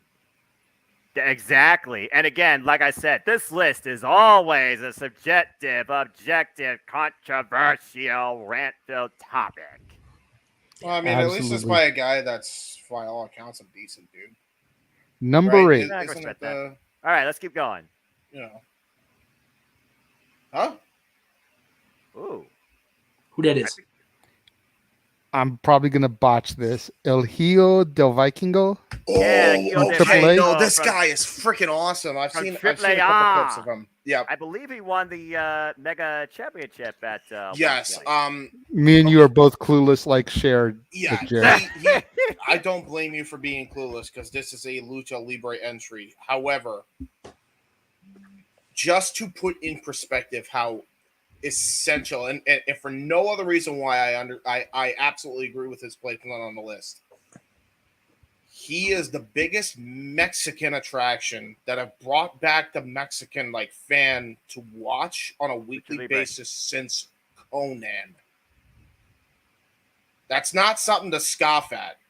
No, it's not. Because Conan was a big freaking star in AAA. So if you are getting compared to freaking Conan and even to a lesser extent Vampiro, the biggest star in Mexican wrestling recently, before his guy, was a Horseman too. Damn it, it was Double J Jeff Jarrett. I said what I said. All right, well, Jeff, as far as Psycho J White's comment goes, the reason I don't know much about him is because I don't have access to AAA, although I've seen a couple of Triple Mania shows. But I am aware of his work. He's also been involved with the likes of Penta, Cielo Miguel, and Phoenix. He's actually been involved in tag team matches. And you could ask Hugo Savinovich because he is brutal. But I digress. And that is no. The only way I want to see that comment is if Chewy is. That's right. Chewy needs to make that comment next time. Cantino Ortiz knock him out again. Rio. Cantino Ortiz knock him out again. No. Just one more time, please. Number 7. All right, let's keep going.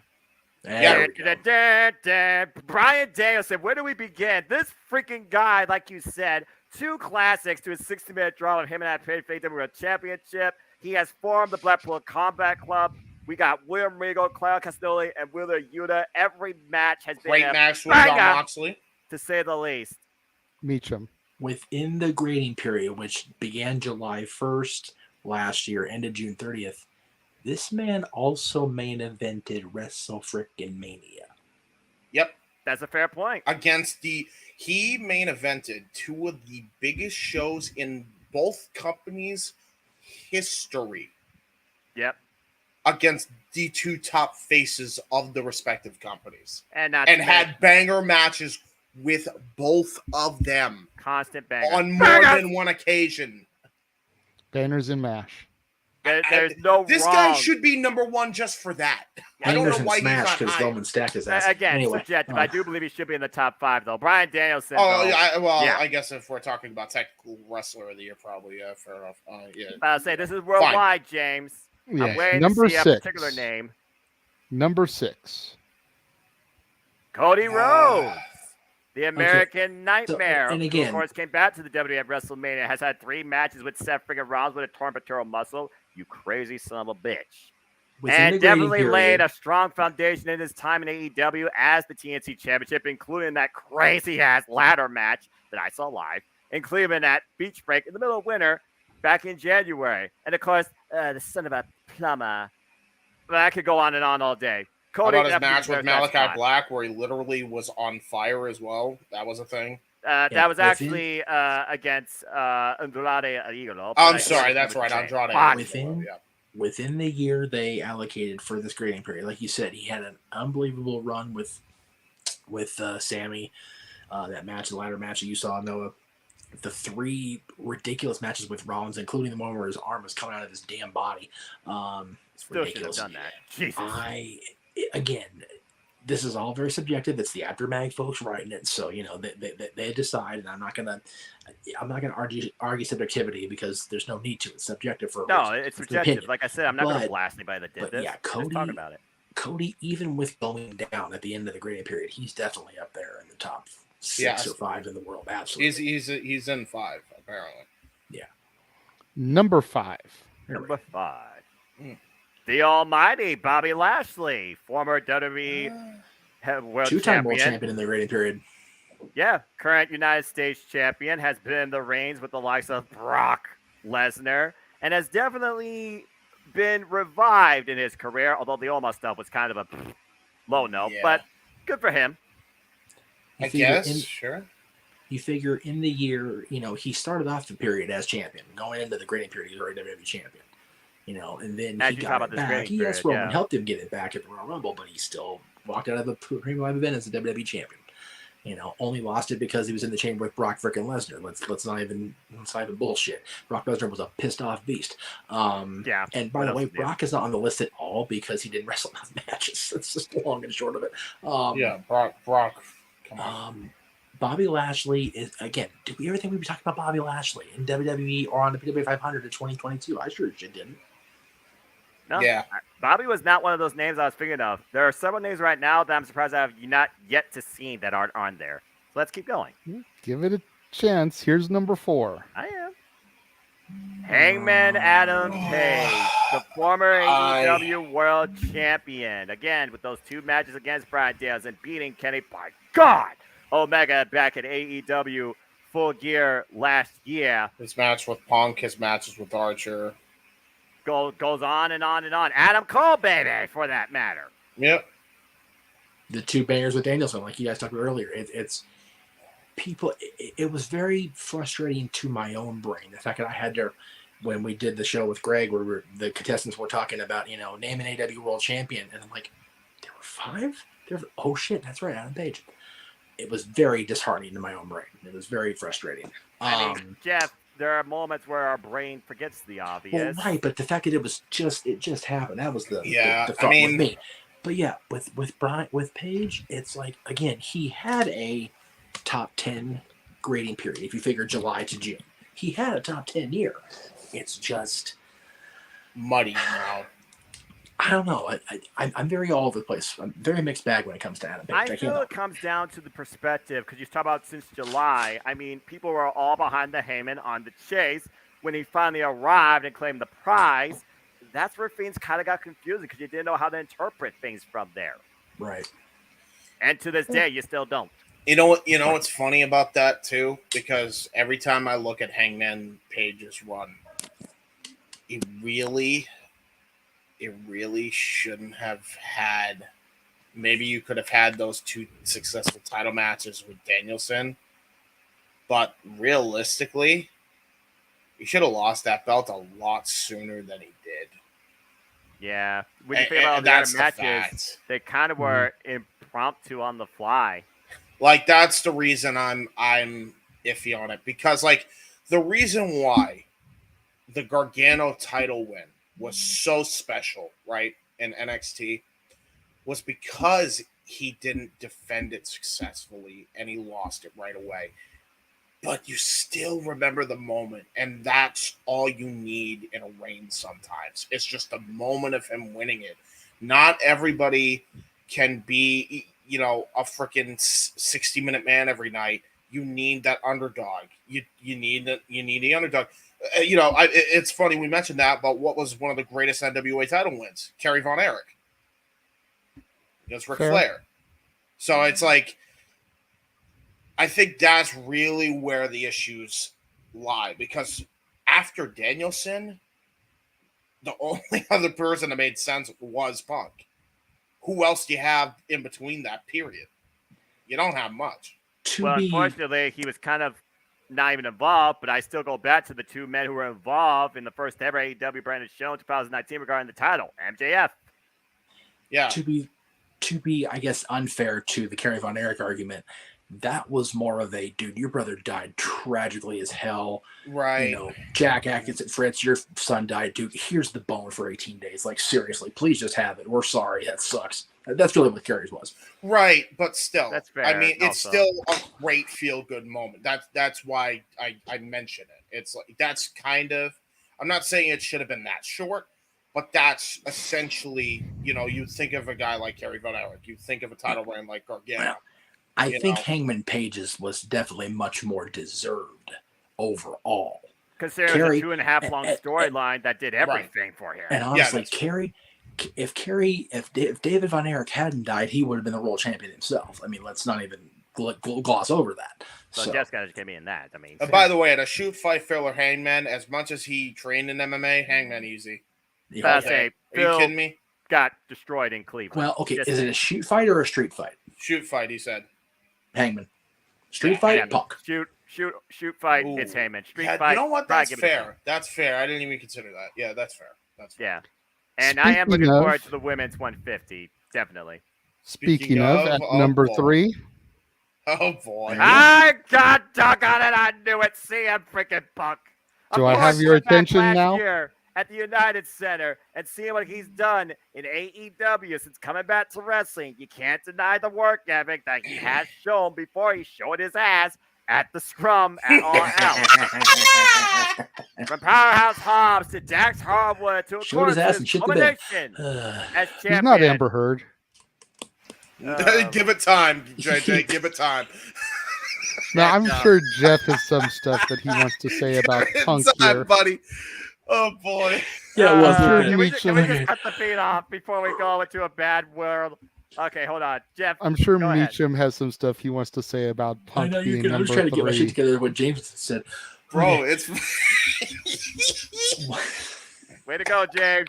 You definitely have moments of the night. It was good, wasn't it? James, no, I don't, because I don't think he ever planned on returning anyways, Anthony. Yeah, so one of the qualifications of the 500 has always been match quality. I mean, Punk had a handful at best. I'm not even going to deny that. But every match he's had, except for the Moxley squash, and that was actually after the Grand Period anyway, so it really doesn't matter. Every match he had from his return until June 30th has been something that made us remember the old CM Punk and how good he was. Darby Allin, his first one. Yeah, exactly. I have no problem with him being as high up on the list as he is. I don't even have a problem with him being on the list, even if they carry the grading period through to the showing his ass, because he was the most visible, popular, up to a point, AEW roster member. Yes, Jay. We do have another $2 super chat in the room from Psycho Jet White. No more Dark Side of the Ring. Ugh, CM Skunk. He's definitely, and again, people have to remember something. Thank you again, Psycho Jet White, for another $2 super chat. Appreciate you. We appreciate the money tonight, my friend. Here's the thing with Punk. Yes, we can all make the haha about Dark Side of the Ring and how Punk's headed that way. And that edit on YouTube was unbelievable, by the way. Oh, was that funny? Yeah, that was unbelievable. Yeah. But he hasn't really gone into a dark enough place, I think, to earn that show. Yes, he left WWE under horrible circumstances that were only horrible really to him, not the industry or killing the industry as a result overall. Exactly. And at the end of the day, kids, as pissed off as we are at him, some of us, for what happened in Chicago the other night, it ain't going to kill the industry, folks. I told you. And that's why Owen Hart. What happened with Owen Hart had the potential. No doubt about it. What happened with Eddie Guerrero, which led to Chris Benoit, most definitely almost did kill the goddamn business. And a lot of the other stuff we've seen in Dark Side of the Ring has been tragic stories that came to an even more tragic end. Right. Punk, as old, tired, and in pain as he is right now, he's still in a good place. He's got money. He's got a great wife who he and I always have a chance to meet. Wonderful person. he don't have to wrestle no more if he really didn't want to. Yeah. Damn, Stephanie, you up late? Oh, he's out of Bristol. That's why he's going to be at the race tomorrow. God. Thank you for popping in there, Mikey. Love it. Bridget, we love you, bro. We love you, bro. I wish I wish once there is a wrestling event in Bristol Motor Speedway. It has to happen. It has to happen. Dude, what is this? Honestly, Road Wild, Sturgis and shit. one of my bucket list is to pray that WWE is touring in the Garden area the same week the Kings are in the town playing the Rangers, because that's a double bucket list for me right there. It'd be awesome. My bucket list is so really long. back in though. Yeah, Punk being this high on the list doesn't bother me. But with the Dark Side of the Ring comment that was brought up the super chat, Punk's story to me is not tragic. No, it's not. Punk's story to me is just childish, petty stupidity, is what it is. Yes. And that's the problem. And you know what? It's not even just from his side either, even though he's one of the pettiest MFers on the planet. Everybody holds some blame there. Freaking Cabana, that WWE doctor, Matt and Nick right now, Kenny right now, Tony right now. His mother, the invoices, the receipts. Seriously, CM Punk's beginnings, maybe not tragic, other than his dad being a raging life-altering alcoholic for him, are not tragic. They're just kind of fucked up. And we all can relate to that. We all have fucked up moments. We've all got something like that in our past. And at the end of the day, if you were going to do a Dark Side of the Ring on CM Punk, it would very much be like the behind the music on Weird Al Yankovic, where they had to make shit seem more dramatic than it really was. Yeah. Because nothing really dramatic ever happened to Weird Al. Yeah. No. It's like the fact that UHF bombed and his beef with Coolio are like the most dramatic things in his whole career. Seriously. It's like CM, and they had to fabricate that so they could leave you on a cliffhanger to go to commercial after those topics. I'm just going to say this right now. I prefer Amish Paradise to Gangster's Paradise. I was going to say, Al's life is more vanilla than the guys in Amish Paradise. Like, seriously, he's fine. And Wyatt Dirty is one of my top 10 by him. Punk's life is very much the same. Like, yeah, he had a couple of moments in his life that really, Bro, I wish I had Punk's life. I ain't Are you kidding me? No, don't get me wrong. WWE, I would like to erase, but come on. Yeah. Honestly, Punk's 2014 wouldn't wish on anybody at all. No, not at all. But 2013 as well, by the way. Second half of 13, I'll say. That's where it started. Other than that, he felt he had to sit out and be a pariah for all those years, and that couldn't have been a good feeling for him. It couldn't have been. Oh. But at the same time, it was that CM Punk, that Phil Brooks, that encountered my family and got me to give him a free pass until Chicago. So I don't think the time off was bad for him, but at the same time, that media scrum made us all realize that it wasn't he needed time away from WWE. He needed time away and permanent time away from the business. Anyway, exactly. Number two. What's number 2? Red Mecca! Yeah, I'm not shocked. Okay. Yes. Yeah, I'm not shocked. So here's my thing with Okada, and again, I'm not very knowledgeable about overall because I haven't had a chance to watch a lot still, but I will say this: of everybody in the top 10, he had the most singles title match losses. He had 5 singles losses. 3 of them were for the championship matches. 2 of them losing as a contender. 1 of them losing at a WGP championship. But he did become a WGP champion during the Great Period also. At Wrestling. So it's one of those. This is Jeff Meacham's opinion. Okada being number 2 is the After-Mag folks trying to play to Meltzer. Yeah.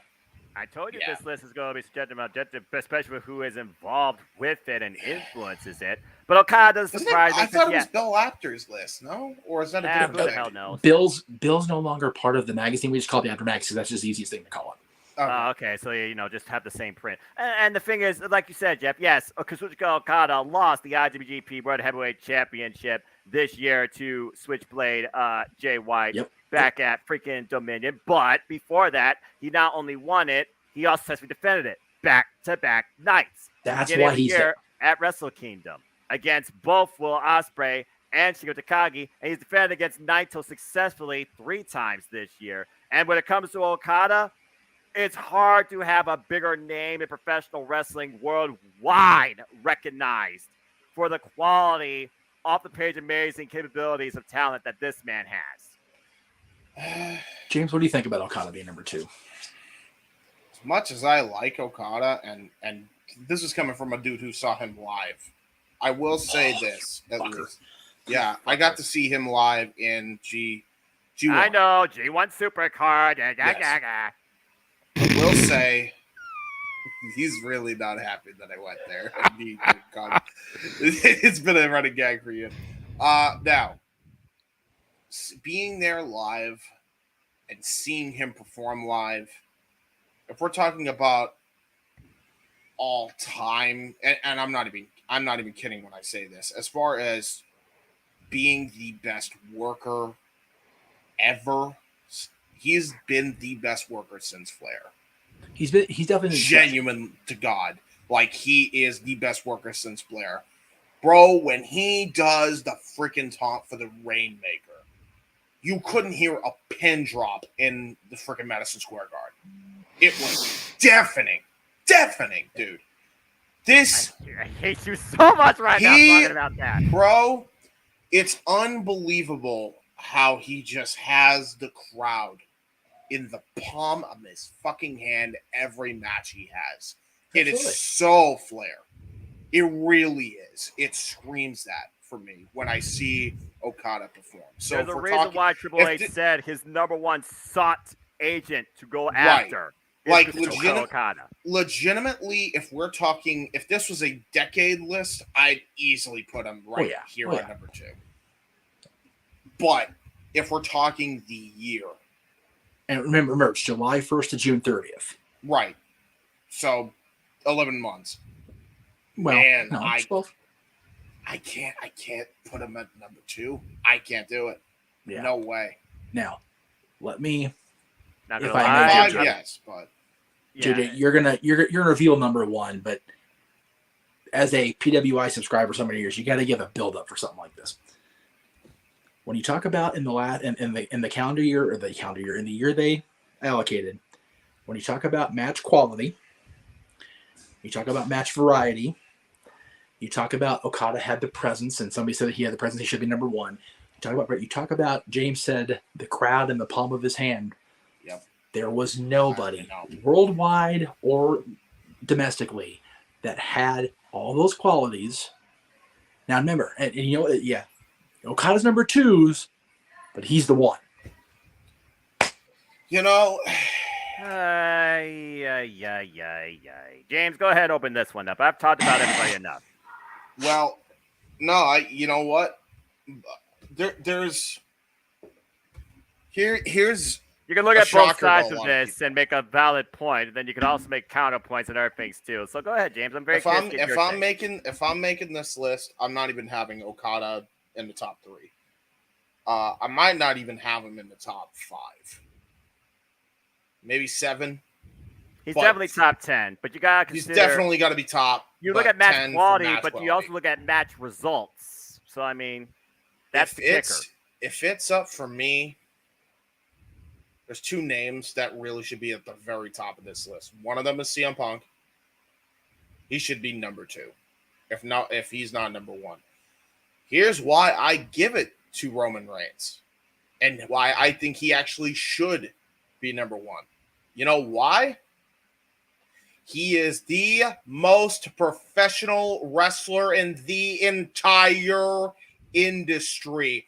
Quote me.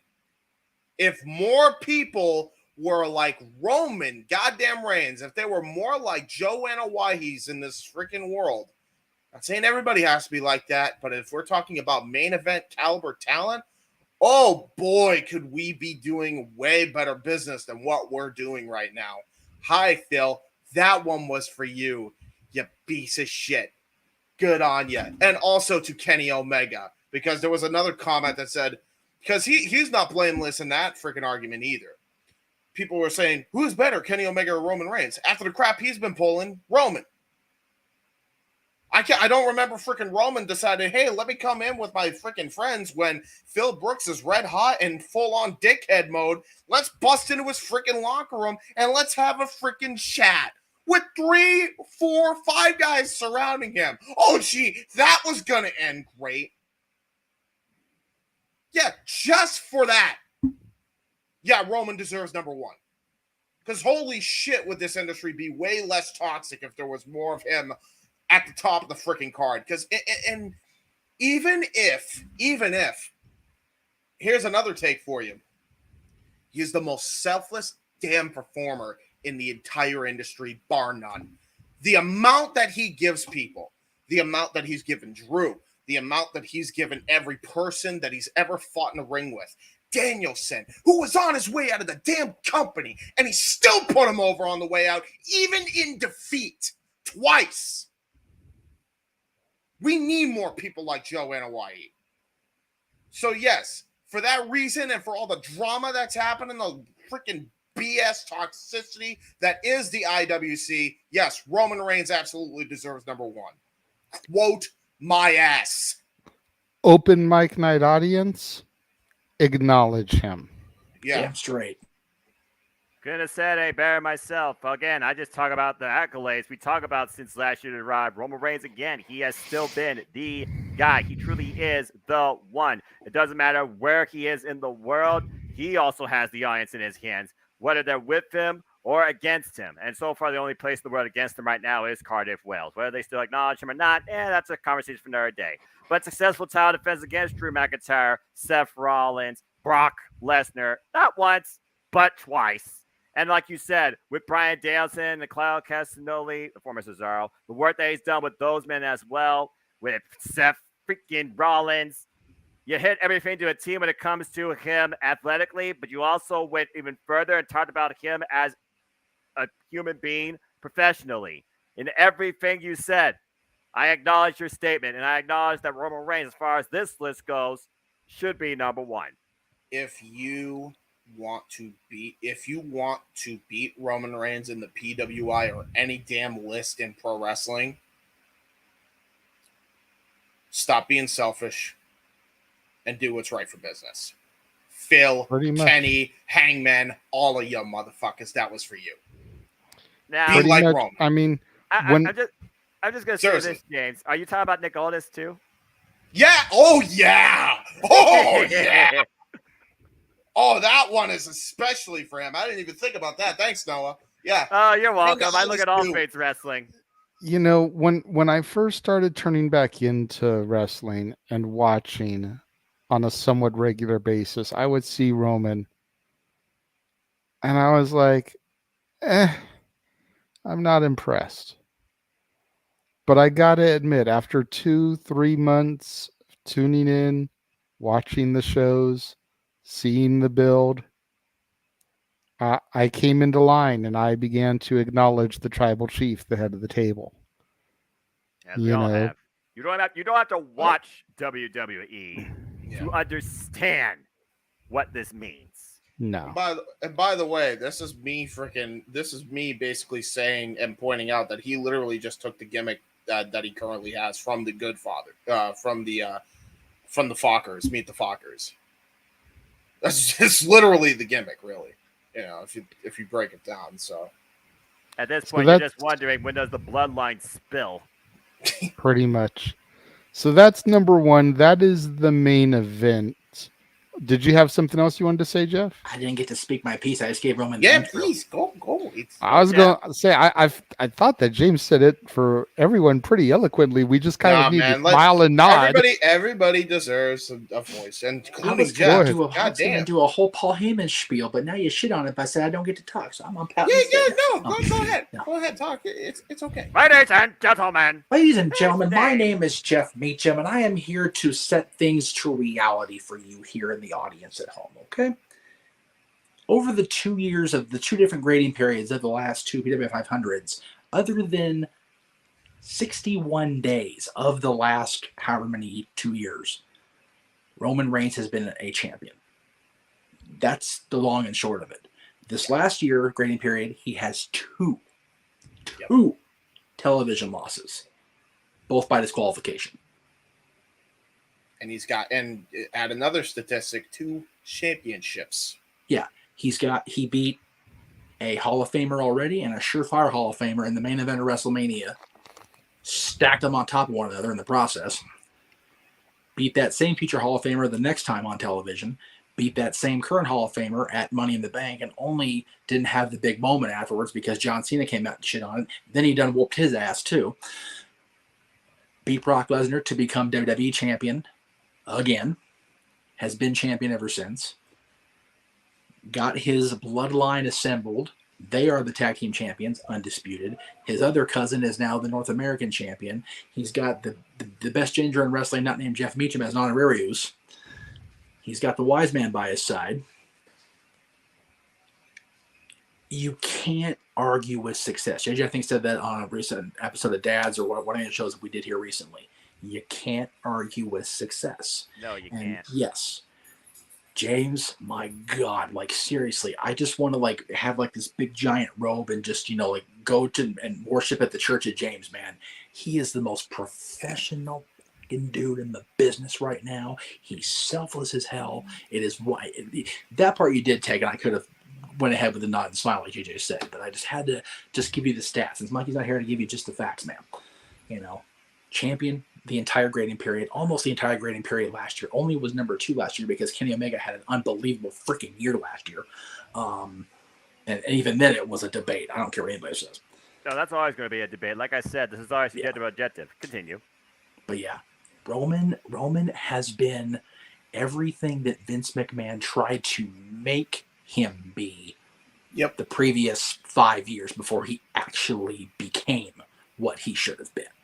Because once he flipped that trigger, once he flipped that switch, pulled that trigger, and that camera panned over just enough to the right where we saw Paul Heyman at his side, everybody went, oh, okay, here we go. Before that, couldn't have cared less if he came back. Exactly. The fact is, he went into business for himself. He forced that to happen. Which James said, you know, he's the most selfless guy as a character, as a heel, as a heel coming back into a situation where you've been wronged, completely out of your control. Both major runs you've had, you go in there with a chip on your shoulder. You go in there full of piss and vinegar. You pull a Stone Cold Steve Austin in 2001 and hire that insurance policy. In Austin's case, it went over like a fart in church. In Roman's case, it's gone off like a fucking cannon at a football game. Yep. Roman has become the top dog in wrestling, period, bar none. Yes. Because, again, he is the only one that I have seen that has been the most selfless dude in the entirety of wrestling. Yep. If you know, we're not even just talking about just kayfabe anymore. We're talking I understand that. Yeah. Especially with recent events, man. Yeah. Roman absolutely should be. I mean, I can't think of a better freaking candidate at this point. Yep. Nah, me neither. I was telling JJ in a private, I didn't mean to cut you off, James, I'm sorry. Go ahead. In a private discussion, he and I was riding down to the club the other night with my buddy Travis, and Travis said, the only bad part of, WWE didn't get any media discussion because AEW's bullshit overran it. It's like, do you know why WWE get discussion? Because they didn't need any of the bullshit media coverage.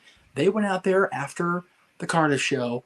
Roman didn't say a goddamn thing except, maybe y'all acknowledge me now since you didn't out there, and got up and walked out. Everybody's going, whoa. He didn't have to say a damn thing. And look, everybody was staring at him walking away for the right reasons. Everybody watched the AEW champion walk off the stage for all the wrong reasons. That is the difference. And I want to add this as well. because it does mean a lot here.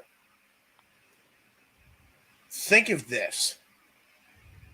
I think with Roman now completing the deal, is this not a case where all of the Shield has been in the PWI top 500 at some point in their career? At number 1, I don't think so. I don't think Mox ever got there. No, Moxley did. 2020 he did. Then I believe he did. Maybe it is. I'm not sure. That's why. That's why.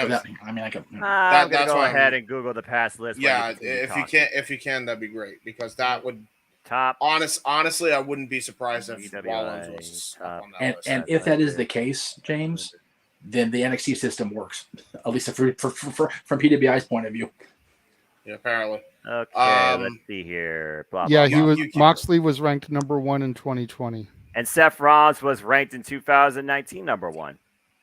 So there we go. And 15. With the exception of Omega last year, they've had the last 4 years.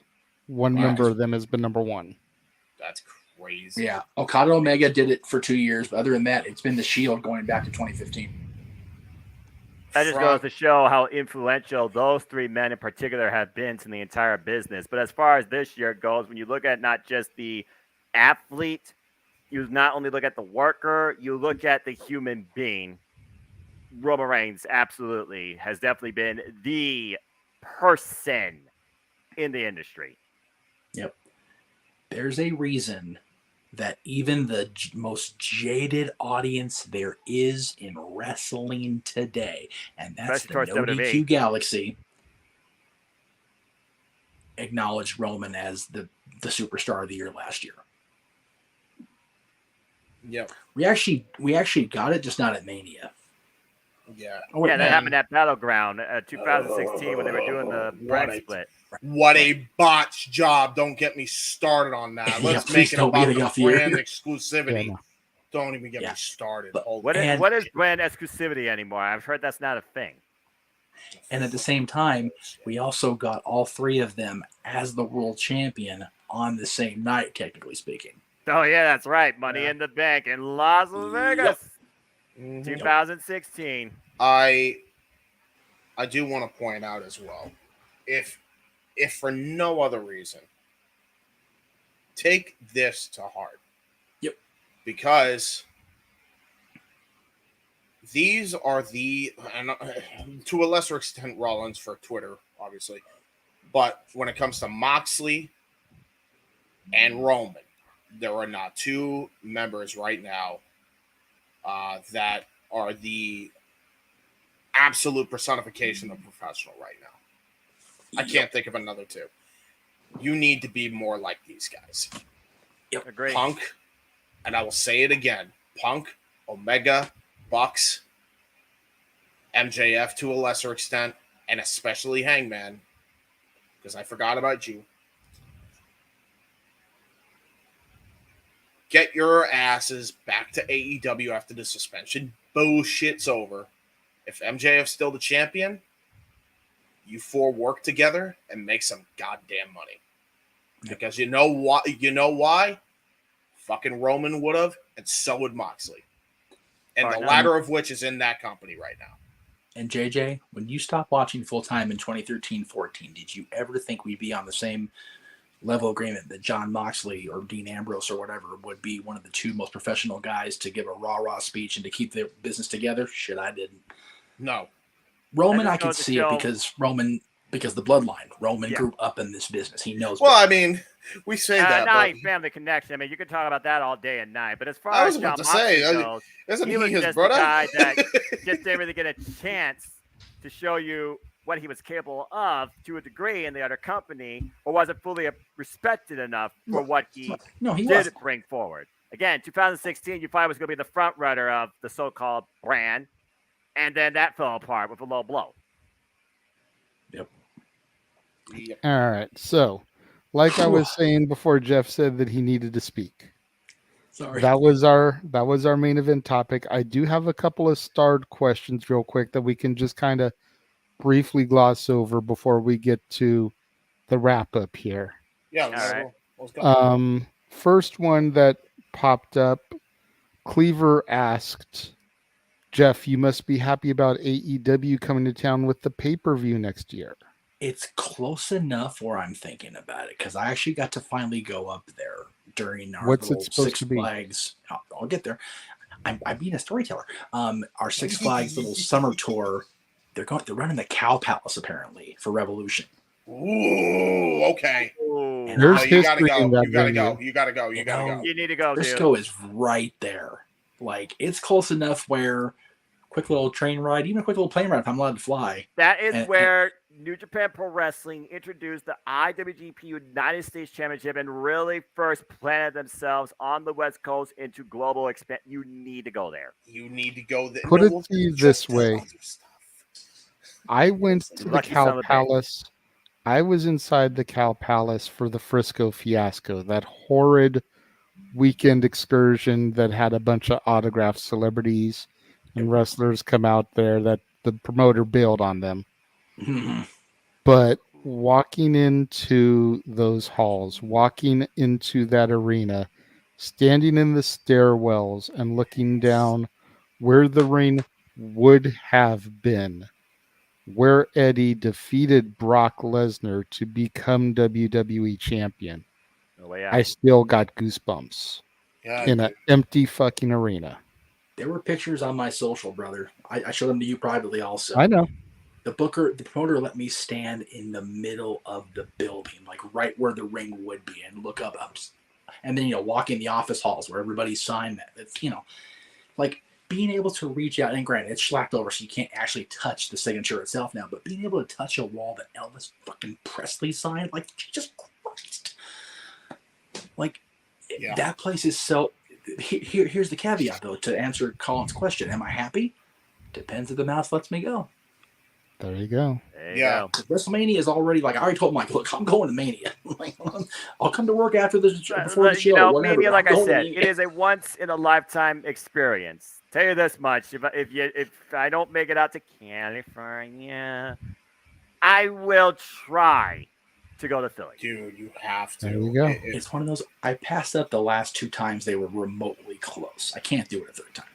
And especially if they're in the Cow Palace, you got to go. Well, not. I'm at Mania. Yeah, the Cow Palace. Yeah, first time AEW is running a pay-per-view here, dude. Find a way, man. That's crazy. That is beyond to crazy. Have a chance like that. Wow. When we were discussing NXT, Mansfield said, speaking of, with the launch of NXT Europe, do we get the old European belt back or a new version? And do they keep the lineage or start it new like the Cruiserweight title? If I'm Triple H, you keep the lineage prior. Yes. Yeah, I'm cool. I'm okay with them getting a new belt design. As much as I love the European title, that's one of my favorite belts. Shout out to Cleaver Con Andrew. That's also his. Keep the design, or keep the lineage though, because otherwise you get rid of Davey Boy Smith, Shawn Michaels, Triple H, Owen Hart, X-Pac, D'Lo Brown, two of arguably the greatest European champions of that area, period. With the vest. At the vest. Well, do you really get rid of it though? Because let's be a little analytical, if I may. Gee, me analytical, what a concept. The WWF European Championship was only the WWE European Championship for a couple weeks. Maybe. Yeah, that's fair. Okay. I mean, it is an NXT European champion. Yeah, I can see them. The key kids, NXT European. Now, but here's how Triple H operates, though. Keep in mind, Jeff. North American title, he used promo package of old North American titles to establish why the North American title in NXT was important. I assume he's going to do the same with the NXT European Championship. But the lineage of the North American Championship starts with Adam Cole, not with whoever the hell's North American champion. Jeff Jarrett, 1998. Right, but they talk about the lineage of old. You can acknowledge the championships all you want, but you don't need to continue the lineage because honestly, it's a different title. Now the belt design, it's a happy medium. The belt design, I'm on that. Please break. I love that belt so much. I always have. Well, again, it's kind of like how they raised up the value of the United States Intercontinental Championship, and you see what both those titles look like nowadays. And I could definitely see them doing something like that as far as the European Championship goes with NXT Europe, because as far as NXT Europe goes, that could literally be the championship, the NXT European Championship. It will be the championship for that continent. And to be honest, and to be honest, here's another thing. So, if you're going to be doing NXT Europe, the way I'd differentiate NXT Europe with NXT America, I guess, I would make it like New Japan in that you establish weight classes. I would actually consider bringing the Cruiserweight title back for this brand specifically. It would really set it apart, I think. I tried to find this picture and couldn't find it, so no, I haven't seen it yet. As far as the new tag belts allegedly being designed, they're finally getting rid of the dimes and the blueberry strawberry strap. No, from what I heard, oh God help me, Lord forgive me for putting this out there in the universe. I heard same pressed penny design, but with a raised WWE logo on it, like the world titles, and then black strap. Oh no! Yeah, it sounds fugly to me. It really does. I don't like what this sounds like.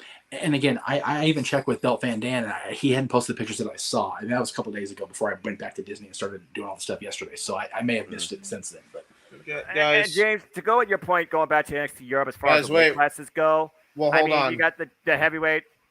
I'm the tag team champions. I'm the tag team champions. I'm not going down that rabbit hole with you. Stop it! Stop it! They got the junior heavyweight, they got the heavyweight, they got the never open weight. So NXT Europe could probably pull that off, and it was probably some promotions actually have that already to a degree. Now, truth be told, I don't follow all the promotions in Europe because, well, I don't have access, and two, I don't know all the promotions in Europe. But I look at Red Pro, I looked at WXW, I looked at Progress, and you look at ICW, and based on their structures, it's entirely possible they could literally have dedicated classes to these championships. Weight could just be one factor. Yeah, could also be they've bought the rights to these old footage from the companies because they're going to incorporate into NXT Europe. Maybe that'd be territorial type stuff. Yeah, but again, creating a territory under one brand across a continent. NWA did it for many years successfully. So anyway, true. I mean, you could do it like that. Like if you're gonna run it like NWA did with the territories in Europe, that could work gangbusters. Yeah. Actually, I would love that. Oh man, I like that a lot too. Yeah, that'd be great. I'm fine with that if they do it that way. And as far as the never open weight 6-man, they'll just have a different show. You know, that's what it is. Yeah, I mean, again, when you're dealing with Mother Nature, what is the purpose of the never open weight 6-man tag titles, man? I never understood it. I never understood those titles. Bro, they don't even make an effort to make trios there.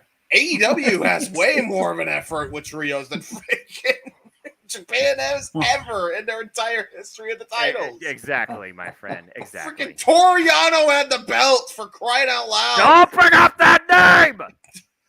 Anthony Matsell made a comment that we have actually discussed in private off air numerous times.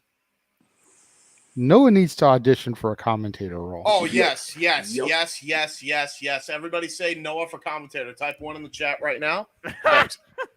Don't acknowledge that, people. 1 in the chat for acknowledge Noah. Listen to him. Acknowledge him. Acknowledge me on the Jeff Beecham Network if you want to hear more of the commentating from me. That's all you need. I done said it, dude. We've all said it, and the fact that people in the chat room are saying it just strengthens our opinions, bro. Agreed. You all know how hard it is for me to. You know how hard it is for me to be humble. I'm like Flair on promo. It's hard to be humble, but damn it, if I didn't pick the right guy for the right job at the time, man. And between my two, stupid mirror, between the two analysts on the different shows at WWE or AEW, dude, I got a great team and I love life, dude. the last starred comment before we get into the shills and all that stuff. Josh Manfield. Oh, Lord, here we go. Every male wrestling fan lets out some tears tonight as Mandy Rose is officially engaged. Congratulations. Oh, my. Take the comment down. There we go. Can't see the ring. I'm getting there. Give me a second. Damn it. Good for Tino, dude. Good for Tino Sabatelli. Yeah, good on him. Buddy, lock that down. Yeah. The money come.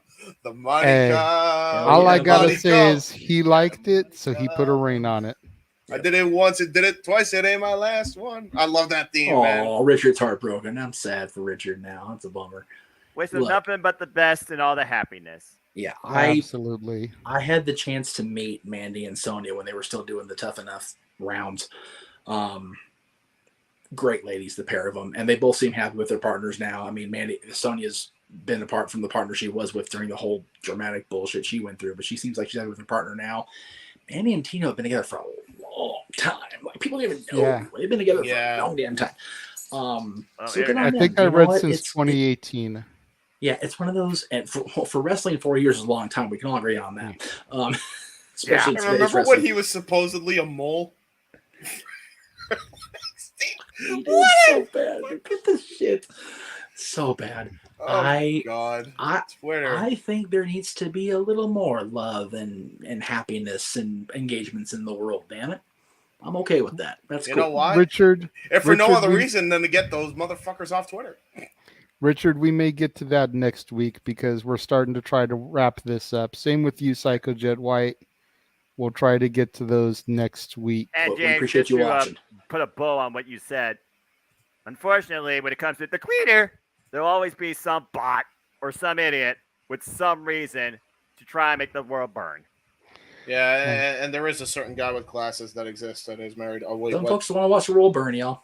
I didn't say nothing. So before me and Jeff start to run through our shills, James, is there anything that you want to plug or promote? Believe it or not, there is. So, the hell you say? There is a couple things on my channel, which is this username right here, youtube.com/user/this username right here, JHEBERTSIDE95. JHebertside95. There you go. On that channel, there's 2 podcasts going to be dropping. Number 1, everything that I say, you want to hear more rants like I just gave. Here's a preview for you. Tune into the J. Hebert side of things. Things have just got altered. I was originally going to cover the BS with the stuff that passed, but that past don't matter no more. Will Smith, whatever, Amber Heard. It's in the past. It's in the past. Yeah, you still brought up her name tonight, you idiots. Yes. Well, I didn't. I just commented. I just commented on JJ's comparison to Mr. CM Punk. Give it time. Point taken. Damn it, Janet. Damn it, Janet.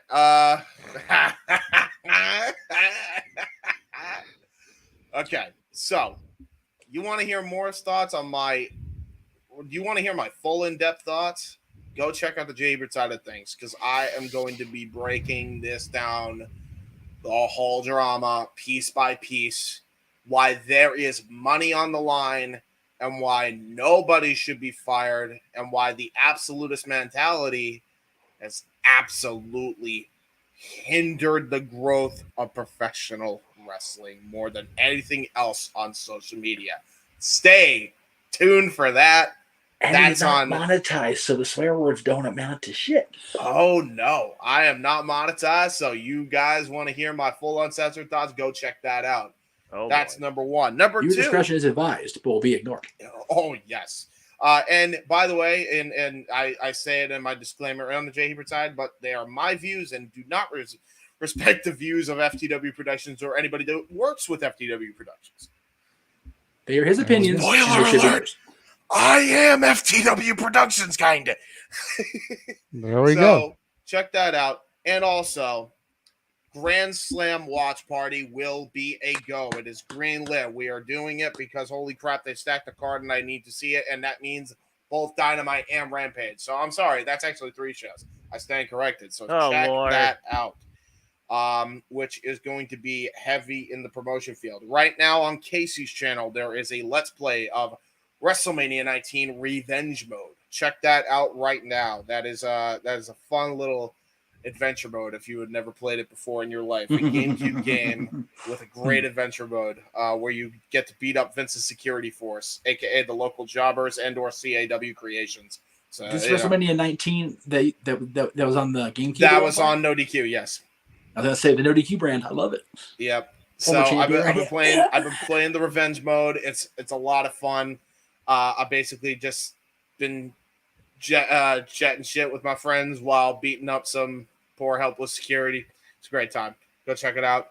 Also check out the retro that dropped earlier today on my friend Owen's channel of Raw, which is how ironic. They actually picked a great one. It was a Raw.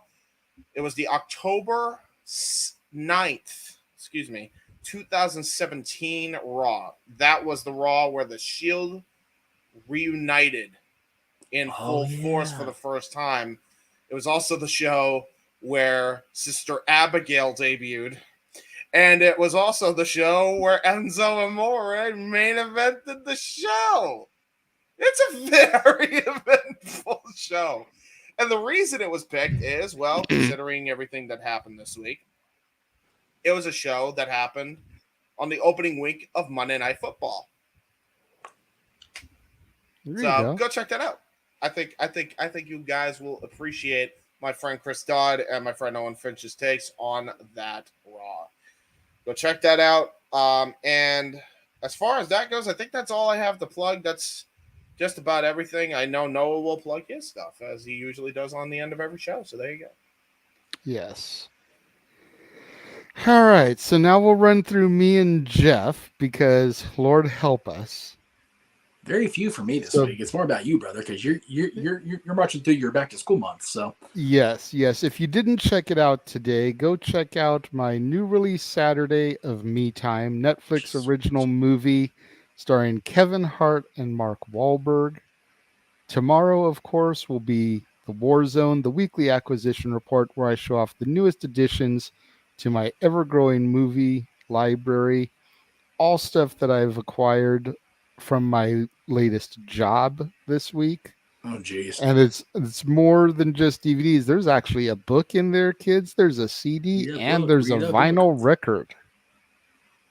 Nice. Yeah, records. Love it. You members. On Monday, we go back to the 80s and we start Fast Times at Ridgemont High. Sean Penn, Judge Reinhold.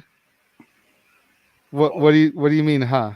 Just that guy's living life right now. Yeah. Phoebe Cates, Nicolas Cage in his very first role, credited as Nicholas Coppola. Jesus Christ. It's a fun one to watch. Phoebe and her Cates on that one. Forrest Whitaker is in it. Oh, that's right. I forgot about that. Then at the top of the hour after that, Woo! Jeff and I will be discussing the top 10 X Division champions. Now, as I said on both Me Time and the War Zone. Yeah. Jeff and I both stopped paying attention to NWA TNA / Impact Wrestling after the Hogan era. Yes. So we'll say about 2013, 2014. So pretty much all of the champions on our list are prior to that, pretty much from the inception to the Hogan era. And held that belt. Basically, we did not feel that it was right to speak on the other champions because we can't speak, with an educated mindset about it because we didn't see them at the top of the mountain, at the top of their game, unless it was somebody who had already held the belt and had another reign. It was like, we don't know enough about the person to eloquently speak on them, so we bypassed them. Okay. I have a request because I think it would be funny and it would be great memorific fun. May Noah and I do a parody of this show called Sons Always on Wrestling, where Noah and I break down the modern TNA X Division titles of all time and give a legit list. You know what? That's actually kind of funny. Yeah, right? That would be great. So you break down your era, and Noah and I will break down the era that I guess was more kin to us as adults. That'll work, right? Yeah, I mean, you know, everyone from Trey Miguel, Ace Austin to the current champion Speedball Mike Bailey, go from there. I'll allow it because I'll be honest. I was gonna have Willie Mack on the list because of who he was to us, but Jeff was like, you know, I can understand everywhere you're coming from except for Willie. Yeah. And I was like, yeah, you know what? Dude wanted to charge me $250 to do an interview after everything we did for him back in the day. So you know what? We'll take him off. We'll put someone else in his spot and call it a day. He's lucky he's getting honorable mention as it is. Mucker Father trying to upcharge, but you slept on my floor, Willie. Screw you, dude. Anyway. But in any event, then on Tuesday, Stat Boy Sports Bar featuring Dory Lou. The food is hot, the beer is ice cold, the seats are warm, so pull up a bar stool and engage in some good old football talk with Stat Boy, Dory Lou, and potentially Big G and Josh Mansfield, regular panelists on his show. Also, keep in mind, Jay, as you're going through that there is a open football squares pool right now. You can check out my tweet with the grid and, you know, donate through Mikey's PayPal. We're up to, I think, 64 or somewhere in the 60s on there. And it's for the second Monday night game between Minnesota and Philadelphia. So you have till Monday morning to get your pick squares in for that. Okay. And then later that evening. Oh, yes. Yeah, still going. This is, by the way, I sent a big calendar out to the group on Moss. This is the last one that's actually confirmed is going to happen because next Friday, the 23rd, is my first day of training down at the House of Mouse. So I don't know what my schedule is going to be after Sunday, the other training day at the House of Mouse. So this is the last confirmed one. Not having a finale, not doing a big old send-off, none of that shit. I'm just saying this could be the last live one for a while. So I'm going to enjoy it. Hopefully they give me more to talk about on Raw because we kind of talked about everything I wanted to talk about tonight, which is fine. I love this shit. So we'll see how it goes. But yeah, I'm going to enjoy it. And I'm going to enjoy whatever life brings after this coming week. It's going to be a cool week. There you go. And then we were asked if, like the Breakfast Club, well, on Wednesday, I'll be covering the Breakfast Club. Hey, a movie. As the clan spends the day in detention. That's right. And then She-Hulk, Attorney at Law, the newest episode, I will be covering as well. Nice. On Thursday. Give me 1 second here. I just noticed something ended up getting erased somehow. Friday. Oh, Lord. We're going to be playing hooky for the day and talking about Ferris Bueller's Day Off. I think there's the one I'm actually going to be gone for. Such a memorable movie that it was featured in Jeff and I's top 10 musical moments from non-musical movies. As we had the parade sequence with Ferris doing Twist and Shout on the list.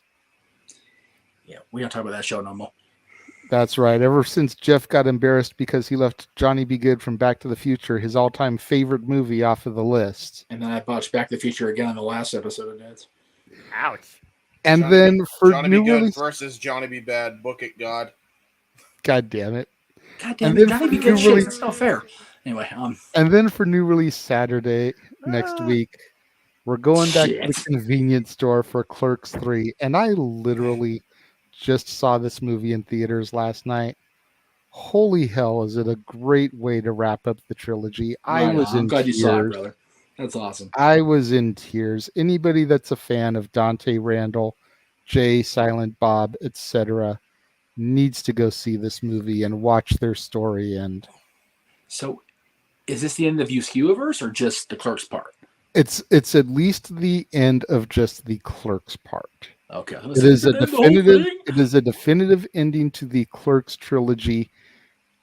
Like CC said last night, there's still enough open ends in the View Askew universe where the characters can pop up in one of those movies. Okay. You know, if they do a third Jay and Silent Bob, since they did Strike Back reboot and do a third one of those, could pop into that.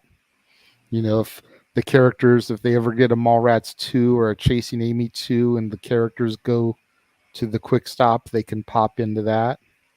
Chasing Amy had a couple of scenes at the Quick Stop. So, you know, it's always possible, but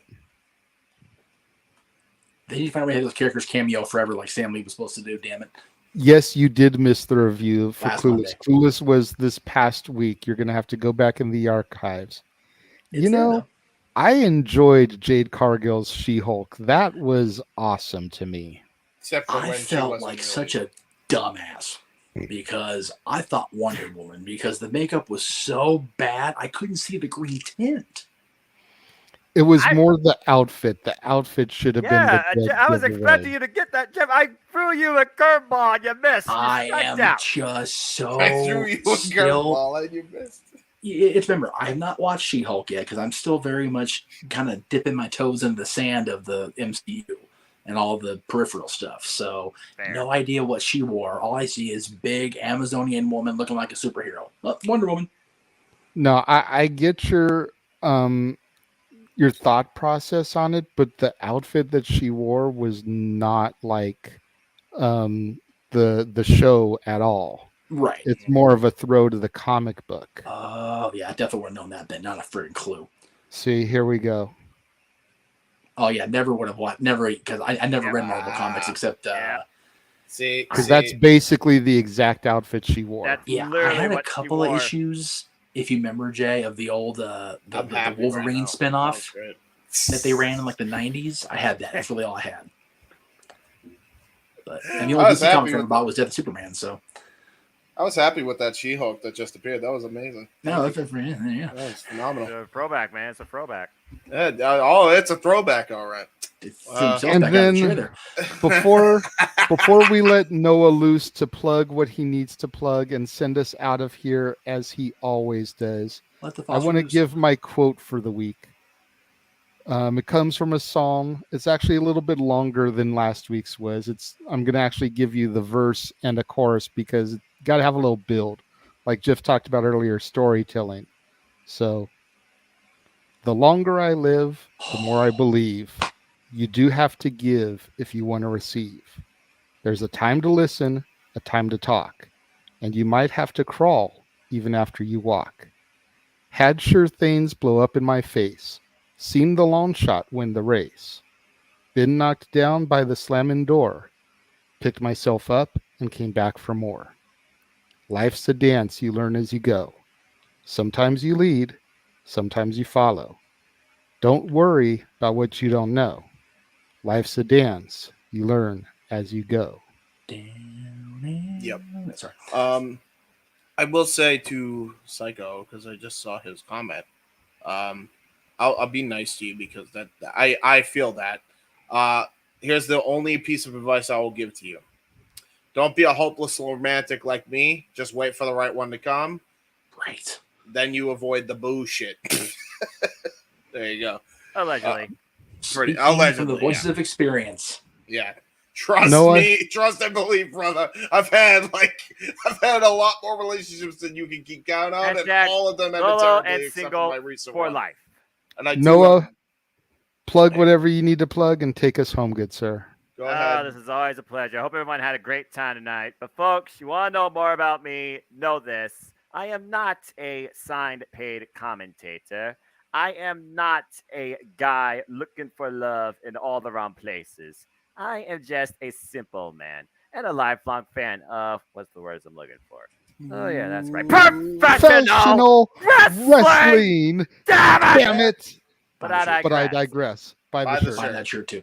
Well done, everybody. Find me on Instagram, Twitter, and YouTube at mfoster1916 for all things wrestling. Shout out, of course, to my ATW family, including James Ebert right here. on the Twitter. Find me on the Daily Slam. Continue to give you all elite coverage on all elite wrestling. I'll be uploading either tomorrow or Monday night a simple Rampage recap and review. And of course, we'll be uploading Grand Slam recaps and reviews for both Dynamite and the special 2-hour AEW Rampage Grand Slam this Friday night at 10 p.m. James, be ready. Also, stay tuned for me and Jerry, insert last name here, as we will be coming back together as a simple and powerful duo because it's a double whammy on Friday night. Because Victory Road's ahead for Impact Wrestling as well. So we'll be previewing and predicting that live on, of course, my YouTube channel. And that's really all I have to say about stuff that I do for the week, too. But I'm going to give a cheap plug also to Datia again. Always a great friend, great supporter. Follow her on Twitter and follow her work on the Daily Slam as she provides weekly coverage of Impact Wrestling, too. But as always, I'd like to conclude. There are no winners, no losers, no betters. There are just fans with opinions for this passion that we all share. At the end of the day, folks, support one another and respect each other and protect your mentality. And just enjoy life and enjoy professional wrestling. It's as simple as that. To answer the chat, ProWrestlingTees.com/Jeff Meacham Network. So there you go. For the Simple Man, Noah Foster. For the West Coast Professor, Jeff Meacham. For James Hebert. I am the Renegade JJ Williams. Thank you for joining us tonight for Open Mic Night. And we will see you guys right here next week across the Jeff Meacham Network multiverse of media.